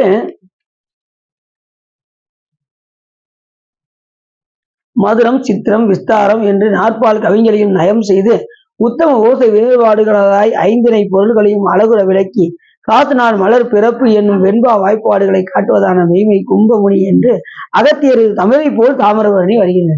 அகத்தியரை போல இந்த நதியானது தமிழ் போல வருது அப்படிங்கிறாரு. மதுரம் சித்திரம் விஸ்தாரம் போன்று ஆசு மதுரம் சித்திரம் விஸ்தாரம் என்னும் 4 கவிகளின் நயம் செய்து உத்தம ஓசையோடு இந்த தமிழ் எப்படி இந்த 4 வகை ஓசை ரொம்ப முக்கியம். தமிழ்ல ஆசு, அதாவது குற்றமற. இந்த ஆசிரியன்னு சொல்றாங்கல்ல, ஆசிரியன்னா என்ன அர்த்தம்? கரெக்டா சொல்றாங்க. ஆசுன்னா குற்றம், இரியன் அப்படின்னா நீக்குவன், குற்றத்தை நீக்குபவர் ஆசிரியர் என்று பெயர். அது மாதிரி குருன்னா என்ன அர்த்தம்? கு அஞ்ஞானம், ரு நீக்குபவன், அஞ்ஞானத்தை நீக்குபவர் குரு. இப்ப நீங்க தீட்சை எடுக்க போறீங்களா, குருநாதர் உங்களுக்கு என்ன நீக்கியிருக்காரு? உங்களுடைய அஞ்ஞானத்தை நீக்கி மெஞ்ஞானத்தை கொடுத்திருக்கின்றார். அதனால குரு என்று பெயர். அந்த குருவை நம்ம எப்படி செய்யணும்? குருவை சிவமாக போற்ற வேண்டும். குருவே சிவம் என கூறின நந்தி. தீட்சை கொடுத்த குருநாதர் எப்படி பார்க்கணும்? நம்மளை போன்று ஆன்மாவாக என்ன செய்யக்கூடாது? பார்க்கக்கூடாது. பார்த்தால் குற்றம். தீட்சை கொடுத்த குருநாதரை சிவமாக பாவிக்கிறது. அப்படி இந்த நதியானது அழகுற விளங்கி எப்படி அந்த ஆசு, மதுரம், சித்திரம், விஸ்தாரம் இப்படி 4 வகையான பாக்கள்ல தமிழ் மொழி அமைந்திருக்குமா, அது போன்று அதை ஓசை உடையதாகவே அந்த தமிழ் மொழி ஓசையோடவே இந்த தாமிரபரணி ஆறானது வருகின்றது அப்படின்னு அடுத்து சொல்றாரு. அது காவிரி ஆறு போல் வருகின்றது. வானவர் முனிவர் வணங்கப்பெறுதலால், எல்லா தேவர்களும் வணங்கப்பெறுதலால் காவிரி எதுக்கு ஓமனம் அப்படின்னா, அது சிவபூஜைக்கு பயன்பட்ட காரணத்தினால் அகத்தியர் வந்து அந்த கமண்டலத்தை தட்டிவிட்டு அந்த இந்திரன் வந்து வேண்ட, விநாயகப் பெருமானை வேண்ட, சிவபூஜை செய்வதற்கு சீர்காழியில என்ன இல்லை, தண்ணி இல்லை, வேற ஒன்றும் இல்லை, பூஞ்சோலைகள்லாம் வெறுஞ்சோலையா இருக்கு, பூக்கள் ஒன்றுமே இல்லை. உடனே விநாயகப் பெருமானிடம் வேண்ட, விநாயகப் பெருமான் என்ன பண்ணாரு, கமண்டத்தில் வைத்திருக்கின்ற அந்த தண்ணீரை தட்டி விட்டு அது விரிந்து ஓடிய காரணத்தினால், காக்கை வடிவம் கொண்டு விநாயகப் பெருமான் அதை தட்டி விட்டு அது விரிந்து ஓடிய காரணத்தினால் அதற்கு காவிரி என்று பெயர். எல்லாவற்றுக்கும் மேலாக காவிரி சிவபூஜைக்கு பயன்பட்ட காரணத்தினால், காவிரி எதுக்கு பயன்பட்டது? சிவபூஜை. அந்த காவிரி போலே இந்த தாமிரபரணி ஆறு உள்ளது. அது எப்படி விரிந்து ஓடுதோ அதே போல இந்த நதியும் விரிந்து ஓடுகின்றது. எல்லா இடத்துலையும் போய் போய் கடைசி திருச்செந்தூர் சீரலைவாயில போய் கலக்குகின்றது அப்படிங்கிறார் இந்த பாட்டுல. அடுத்து முத்தேவியரும் நதியும். 3 தேவி யார் யாரு? நமக்கு தெரிஞ்ச சரஸ்வதி, லட்சுமி, சரஸ்வதி, வேற உமையுமை. இதுல வந்து முத்தேவியருங்கிறது இது கங்கை, யமுனை, சரஸ்வதி 3 நதி போல இது ஓடி. இந்த இடத்துல இப்படி எடுக்கணும். இன்னொன்னு உங்களுக்கு தெரியுமா, லட்சுமியோடைய அக்கா பேர் என்ன? ஆனா எல்லாரும் என்ன நினைக்காங்க, மூதேவி நல்லவங்களா கெட்டவங்களா? எப்படி சொல்றீங்க? தூக்கம் வர்றது அவங்க எல்லாம் வருதுங்க. ஆனா நீங்க சொல்றது கரெக்ட் தான். ஆனா நீங்க நல்லா தெரிஞ்சுக்கோங்க, நம்ம சோம்பேறித்தனம் என்ன, நம்மளுடைய பீடை இதெல்லாம் இருக்கும் பார்த்தீங்களா, நம்ம என்ன வீட்டுல ஒரு வேலை செய்யாம இருப்போம் பார்த்தீங்களா, இதெல்லாம் வந்து இதுக்கு என்ன செய்வாங்க, அதுக்கு அவளை சொல்லுவாங்களா? அவங்க நம்ம நன்மை தான் செய்யறாங்க. அந்த பீடையெல்லாம் எடுத்துட்டு கொண்டு வெளியில போவாங்க. வெளியில போனதுக்கு அப்புறம் லட்சுமி உள்ள வருவாங்க. அவங்களுக்கு அவங்க என்ன செய்யறாங்க, நம்மளுடைய கெட்டதெல்லாம் எடுத்துட்டு போறதுக்கு தான் அவங்க வந்திருக்காங்க. ஆனா நம்ம உலகத்துல எப்படி வச்சுட்டாங்க, அவங்கள ஒரு விரோதி மாதிரியே பார்க்க ஆரம்பிச்சிட்டாங்க. பீடை பிடிச்சிருச்சியா, உள்ள வந்துட்டாயா அப்படின்னு செய்யறாங்க. அவளை போய் என்ன செய்யறாங்க, பாடா படுத்தி அந்த அம்மாவை போய் ரொம்ப, அதாவது அது அதிர்ஷ்டம் இல்லாதவங்க அப்படிம்பாங்க. அதிர்ஷ்டம் இல்லாதவங்க என்ன சொல்லுவாங்க, மூதை வந்து குடியிருந்துட்டா அப்படிம்பாங்க. அப்படிலாம் கிடையாது. மூதை வந்து நம்மளுடைய சோம்பேறித்தனம் எல்லா இது அஷ்ட பீடைகள் எல்லாத்தையும் கொண்டுட்டு எடுத்து என்ன செய்வாங்க, வெளியில கொண்டு சேர்த்தே திட்டுறாங்க. அது அவங்க சேர்த்தே திட்டுறாங்க. என்ன வந்து சேர்ந்துட்டா பாரியா அப்படின்னு என்ன செய்வாங்க, அவங்க பேரை சொல்லியே திட்டுறாங்க. என்ன அப்படி அந்த அம்மா நல்லதான் செய்வாங்க. ஆனா நிறைய பேருக்கு தெரியாது.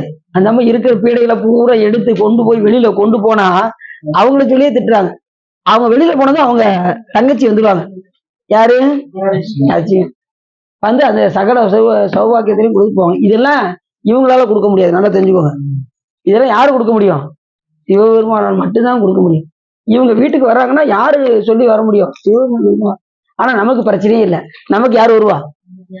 செங்கணவன்பால் திசைமுகன்பால் தேவர்கள்பால் எங்கும் இல்லாததோர் இன்பம் நம் வாழதா கொங்கன் கருங்குழலி நந்தம்மை கோதாட்டி இங்கு நம் இல்லங்கள் தோறும் எழுந்தருளி. யார் சொல்றா? மாணிக்கவாசகர் சொல்றாரு. அடியாருடைய இல்லத்துல எப்போதுமே சிவபெருமான் வந்து அருள் செஞ்சுக்கிட்டே இருப்பாராம். நம்ம எந்த நேரம் நெற்றில திருநீரும் ருத்ராட்சம் இருக்கும்போது சாமி எங்க போயிருப்பாரு? இங்கதான் இருப்பாரு. அவர் விளங்கி தோன்றுகின்ற இடம், திருமுறை எங்கள் பாடப்படுகிறதோ அங்க சாமி விளங்கி தோன்றுவார். எங்க விபூதி ருத்ராட்சம் தரித்திருக்கின்றார்களோ அங்க சாமி விளங்கி தோன்றுவார். சிவலிங்க திருமேனில சாமி விளங்கி தோன்றுவார். இப்படி முக்கியமான விளங்கி தோன்றுகின்ற இடம்லாம் இருக்கு. அதுல முக்கியமானது அடியார் தொண்டருடைய உள்ளத்துல எப்போதும் சிவபெருமான் நீங்காம இருக்காரு. அதனாலதான் தொண்டர்தம் பெருமை சொல்வதும் பெரிதே என்று சொல்வதற்கினங்க அப்படி தொண்டர்களுடைய பெருமையை போற்றும்படி அங்கே சிவபெருமான் இருக்கின்ற காரணத்தினால் அந்த இல்லங்கள் தோறும் சிவபெருமான் எழுந்தருளி இருப்பார். அதை மாணிக்கவாசகர் பெருமான் அந்த இடத்துல சொல்றார். யார்கிட்டயுமே கிடைக்காத இன்பத்தை சிவபெருமான் அடியார்களுக்கு தந்து அருள்வார். செங்கணவன்பால் திருமால்கிட்ட கிடைக்காத இன்பம், திசை முகன்பால் பிரம்மாட்ட கிடைக்காத இன்பம், தேவர்கள் வாழ் 33 கோடி தேவர்கிட்டையும் கிடைக்காத இன்பம். இன்பம் நம் வாழதா கொங்கன் கருங்குழலி நந்தம்மை கோதாட்டி இங்கு நம் இல்லங்கள் தோறும் எழுந்தருளி. ஒவ்வொரு அடியாரும் இல்லத்திலையும் வந்து எழுந்தருளி நலம் செய்வாரா சிவபெருமான். அவரை நம்ம என்ன செய்யணும், வீட்டுக்குள்ள வந்தாச்சு சிவபெருமான் நீங்க என்ன பண்ணுவீங்க, அதையும் மாணிக்க வச்சு பதிவு பண்ணிடுறாரு. இப்ப சிவபெருமான் வீட்டுக்கு வந்தாச்சுன்னா நீங்க செய்ய வேண்டியது என்ன தெரியுமா, செங்கணவன்பால் திசை முகன்பால் தேவர்கள் வாழ் எங்கும் இல்லாததோர் இன்பம் நம் வாழதா கொங்கன் கருங்குழலி நந்தம்மை கோதாட்டி இங்கு நம் இல்லங்கள் தோறும் எழுந்தருளி. வந்தாச்சா, செங்கணம் இங்கு நம் இல்லங்கள் தோறும் எழுந்தருளி. செங்கமல பொற்பாதம் தந்தருளும் சேவகனை அங்கன் அரசை அடியார்களுக்கு ஆரமுதை நங்கள் பெருமானை பாடி நலம் திகழ. அவர் என்ன செய்யணுமா, பாடி பாடுனா நமக்கு நலம். அப்ப சாமி என்ன செய்யணும், பாடிக்கிட்டே இருக்கும். கண்ணை துயின்ற அவமே காலத்தை போக்காத விண்ணுக்கு ஒரு மருந்து வேத விழுப்பொருளை கண்ணுக்கு இனியானை பாடி கசிந்து உள்ளம் முன்னுக்கு நின்று உருக யாமாட்டும் நீயே வந்து என்ன குறைவீரோ என்பாங்க. பாடி கசிந்து உள்ள உருகணும். அன்னைக்கு போனேன் ஜோதிமா பாத்தீங்கன்னா பயங்கரமா அனுசரணை பண்ணிட்டு இருக்காங்க. டீச்சை எடுத்தா உண்மையில அடின்னு யோசிச்சேன், எப்படி இவங்க அனுசரணை பண்ண போறாங்கன்னு யோசிச்சேன். முதல்ல உண்மையில யோசிச்சேன். ஆனா எப்படி கும்பிடுறாங்க, 11 மணிக்கு கும்பிட்டுட்டு இருக்காங்க. எப்ப ஆரம்பிச்சாங்களோ நமக்கு தெரியல. அந்த அளவுக்கு சாமி கும்பிடுறாங்க பாத்துக்கோங்க. அனுஷ்டானம் அவ்வளவு இதா பண்றாங்க. உண்மையிலே எல்லாரும் நம்ம பயந்துட்டே இருப்போம், எடுத்துட்டோம்னு வச்சுக்கோங்களேன் அப்படி ஈஸி ஆயிரும் உங்களுக்கு. நமக்கு இந்த நம்ம ராசோரம் எடுத்துட்டு இப்ப ஜம்முன்னு எல்லாருமே பண்ணிட்டு இருக்காங்க. பயப்படவே கூடாது. நம்மளால இயன்ற அளவுக்கு செஞ்சாகும். தயிர்க்க நல்ல கூட கொஞ்சம் நல்லா அனுசரணம் பண்ணுங்க, நல்லா ஜெபம் பண்ணுங்க, கோயிலுக்கு நேரம் ஜெபம் பண்ணுங்க. ஐயா டீச்சர் வாங்க போனன்னைக்கு அப்படி ஒரு பயம் இருக்குல்ல. அதுக்கப்புறம் சொல்லி கொடுத்தோம்னா எல்லாம் ஈஸியாயிரும். எல்லாம் முதல்ல டெய்லி விடாம செய்யணுமாமே, இறக்கும் வரைக்கும் செய்யணுமாமே, அதெல்லாம் ஒண்ணும் கிடையாது. அவ்வளவுதான் அப்படின்னு ஒரு பயம், அப்படி ஒரு பயம். நான் அடி எடுக்கிறேன் ஒரு வார்த்தை அப்படின்னு, ஒரு வார்த்தையில் படுத்து அப்படின்னாருல மாணிக்கவாசக பெருமானே, ஒரு வார்த்தை தான், அதை நம்மளால புரிஞ்சுக்கிட முடியாது. அவ்வளவுதான். இல்லைனாலும் சொல்லுவாங்க மறுபடியும் இருக்கா ஒரு நாள் உங்களுக்கு தெரியலன்னா இன்னொருக்க கேளுங்கன்னே சொல்லுவாங்க. இதுக்கு மேல என்ன செய்யணும் சொல்லுங்க பாப்போம். அப்படிதான் நம்ம கூட வந்தவங்க பொண்ணுங்க வேற இதுல வந்தவங்க காது கட்டாது போல. சரி சரி. அவங்களுக்கு இன்னொருக்கம் கூட நம்ம அங்க போயிருக்கீங்க கரெக்டா சொல்லுவாங்க அப்படின்னு சொல்லியிருந்தாங்க. சரி சரி. அப்படி சரி. என்ன பயப்பட வேண்டாம். அதனால டீச்சர் எடுத்து ஈஸியா சிம்பிளா. ஏன்னா இப்பிறவி தப்பிடில் எப்பிறவி வாய்க்குமோ, இனி ஒரு பிறவி வரும் நம்ம நினைக்க முடியாது. கிடைக்கிற பிறவி என்ன செஞ்சிடணும், தீட்சை எடுத்து குருவர்கள் பெற்று திருவருளை அடைவதற்கு உண்டான வாய்ப்பை நம்ம தேடிக்கணும். இன்னும் கால காலத்த கூட சும்மா பண்ணிக்கிட்டே இருக்கலாம். பண்ணலாம். ஜெபமாலை வச்சு நீ வாட்டு ஜெபம் பண்ணிக்கிட்டே இருங்க. ஆனா அது எடுக்கும் போது சுத்திப்படுத்தி எடுக்கணும். அத்திராயப்பட்டு சொல்லி சிவாய யோசனை அந்த அந்த முத்திரையை காமிச்சு, இந்த இருக்க சிவாய யோசனை சொல்லி அந்த முத்திரையை காமிச்சு மகா முத்திரை காமிச்சு அதுக்கப்புறம் எடுத்து நம்ம ஜெபம் பண்ணணும். எப்ப நீங்க ஜெபம் பண்ணாலும் நீங்க எத்தனை தரனாலும் ஜெபம் பண்ணுங்க, தனிப்பட்ட முறையில. ஆனா இது பண்ணும்போது 108 தடவை கண்டிப்பா பண்ணிடணும். எது அப்ப அனுசரணம் பண்ற போது. மற்ற நேரத்தில் நீங்க அந்த ஜெபமலை வச்சு இல்லைன்னா தனியா இன்னொன்னு கூட வச்சுக்கோங்க. வச்சுக்கிட்டு இதை அனுசரணம் பண்ற நேரம் மட்டும் எடுத்துக்கிட்டு மற்ற ஒரு இது கையில எப்பயுமே போட்டுக்கோங்க. நீங்க கழுத்துல மாலையா போட்டுட்டு அதை எடுத்து இப்ப கோயிலுக்கு போனாலும் மற்ற இடத்துக்கு போனாலும் ஒரு மாலையை வச்சுக்கிட்டு நீங்க வாட்டி ஜெபம் பண்ணிட்டே ஜெபமாலை தெரியல. அதுவும் இல்ல எனக்கு ஜெபமாலை எல்லாம் இல்லை அப்படின்னா சும்மானாலும் என்ன செய்யணுங்க, 5 எழுத்து சொல்லிக்கிட்டே இருங்க. சும்மானாலும் துஞ்சலும் துஞ்சல் இல்லாத போதிலும் நெஞ்சகம் நைந்து நினைவின் நாள்தோறும் வஞ்சகம் அற்றடி வாழ்த்த வந்த கூற்று அஞ்ச உதைத்தன அஞ்சல். 5 எழுத்து தூங்கினாலும் தூங்கி எதிர்ச்சாலும் உள்ளுக்குள்ள சொல்லிக்கிட்டே இருங்க. அது ஆட்டோமேட்டிக்கா வந்துகிட்டே இருக்கும். சரி. திடீர்னு நேற்று ஒரு கனவு அடியனுக்கு என்னன்னா, மூத்தி நாள் மாதிரி சந்தனம் அரைச்சிக்கிட்டே இருக்கேன். திடீர்னு ஒரு கனவு. அதுவும் இப்படி மட்டமான இதுல உரசுனா ரொம்ப வரமாட்டேங்குன்னு சொல்லி இது ரொம்ப நாள் அடி நினைச்சிட்டே இருந்திருப்பேன் போது. சிவபூஜையில இப்படி கொஞ்சம் கொஞ்சமா எடுத்து சாமிக்கு வைக்கிறோமே, சாமி எவ்வளவு பாவம் அப்படின்னு சாமியை போய் சொல்லிக்கிட்டே இருந்தேன். திடீர்னு நேற்று என்னாச்சு, கனவுல அந்த கல் எப்படி இருக்குன்னா இப்படி இப்படி மேடா இருக்கு. அந்த மேடுல சந்தனத்தை இப்படி அரைக்கேன். அது நிறைய சம்பளமா வருது. ஆனா சாமிதான் கனவுல இல்லை. அதுதான் அடி செஞ்ச டிவினை. சாமி கனவுல வரல. அதுதான் ரொம்ப வருத்தமா இருக்கு. நம்ம இன்னும் அந்த அளவுக்கு தவம் செஞ்சிருக்கோம், இன்னும் சாமி கனவுல வர்ற அளவுக்கு தவம் பண்ணல. அதே சிந்தனையா இருந்தா கண்டிப்பா சாமி கனவுல வருவார். அதெல்லாம் அது பாத்தீங்களா, இப்ப கரெக்டா சொல்றாங்க பாத்தீங்களா, ரொம்ப நாளா சாமிக்கு இப்படி கொஞ்சம் கொஞ்சமா எடுத்து சந்தனம் வைக்கிறோமேங்க அந்த இதை சாமி கனவுலயே நிறைய அடக்கி வச்சிருக்காரு பாத்துக்கோங்க. அது பெரிய ஒரு சிறப்பு. உண்மையிலே பெரிய சிறப்பு. சரி. கோயிலுக்கு போனோம்ல, ஆ, சிவன் கோயிலுக்கு போனா உடனே சாமி விட்டு போனோம்லாங்க. போனா பூதங்கள் பின்னால வந்துரும். உட்கார்ந்து 10 நிமிஷம் உட்கார்ந்துட்டு அஞ்சு வெளியே உட்கார்ந்து போனோம். பெருமாளுக்கு போனா உடனே வெளியே போயிடணும் அப்படிங்க. அப்படின்னா எந்த கோயிலுக்கு போனாலும் சரி உட்கார்ந்து அஞ்செழுத்து சொல்லிட்டு போனோம். கோயிலை சுத்தி வந்து 5 நிமிஷம் உட்கார்ந்து அந்த சரண கமலாலயத்தை அரை நிமிஷ நேரம் விட்டு தவமுறை தியானம் வைக்க அறியாதன்னு சொல்ற அளவுக்கு அங்க உட்கார்ந்து ஜெபம் பண்ணலாம்.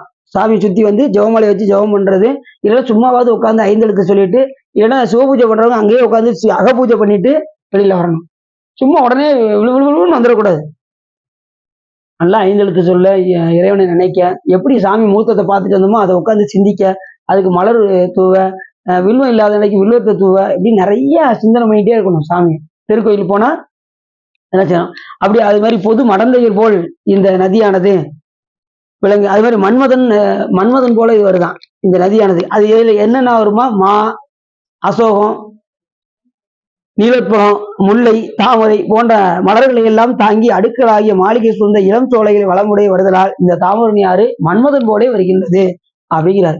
மன்மதன் என்ன வச்சிருப்பான், கரும்பு வில்லு, இந்த மலர்கனைகள் வச்சிருப்பான். ஆனா அது யாரோட பிள்ளை? மன்மதன் யாரோட பிள்ளை?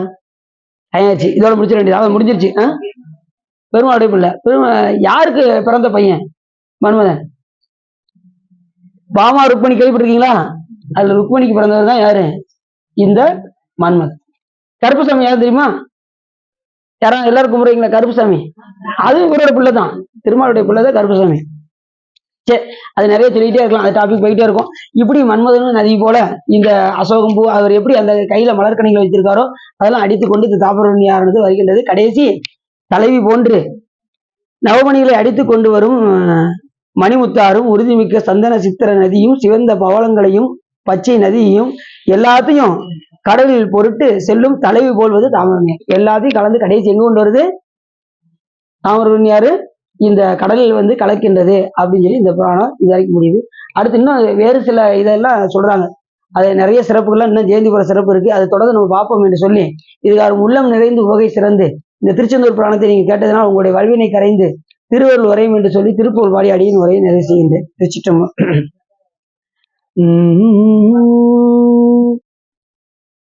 என்ன பாடுவாங்களாம்? வித்யானதான் திருச்சிற்றம்பலம்.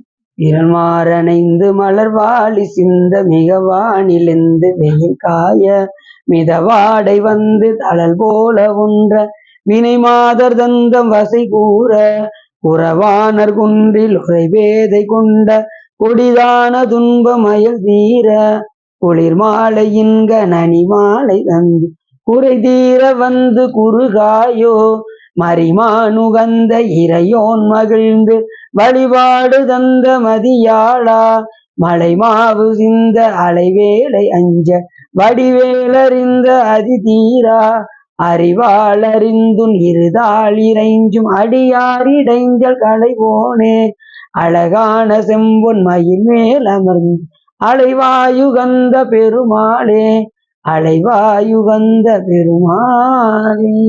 கைலாய பரம்பரையில் சிவஞான போதனை காட்டும் வெண்ணை வைவாய் வெகண்டான் சந்ததிக்கோர் மெய்ஞான வானுவாகி குயிலாரும் ஒளியில் திருவாவுடு திருவாள் குரு நமச்சிவாய தேவன் சைலாதி மரபுடையோன் திருமரபு நீடூழி தலைகமாதோ வான்முகில் வளாது வேகமடிவளம் சுரக்க மன்னன் கோன்முறை அரசு செய்க குறைவில்லாத உயிர்கள் வாழ்க நான்முறை அறங்கள் ஓங்க நற்றவும் வெல்வி மல்க மேன்மகள் சைவ நீதி விளங்குக உலகமெல்லாம் பையம் நீடுக மாமலை மண்ணுக மெய் விரும்பிய அன்பர் விளங்குக சைவ நன்னறிதான் தலை தோங்குக தெய்வவன் திருநீறு சிறக்கவே ஆறு தடந்தோல் வாழ்க அறுமுகம் வாழ்க வெற்பை குருசை தனிவேல் வாழ்க உக்குடம் வாழ்க செவ்வேல் ஏறிய மங்கை வாழ்க யானைதன் அணங்கு வாழ்க மாறிலா வள்ளி வாழ்க வாழ்க சீர் அடியாரெல்லாம் வாழ்க சீர் அடியாரெல்லாம் வாழ்க சீர் அடியாரெல்லாம் பார்வதி பதையே என்னால் இறைவனே போற்றி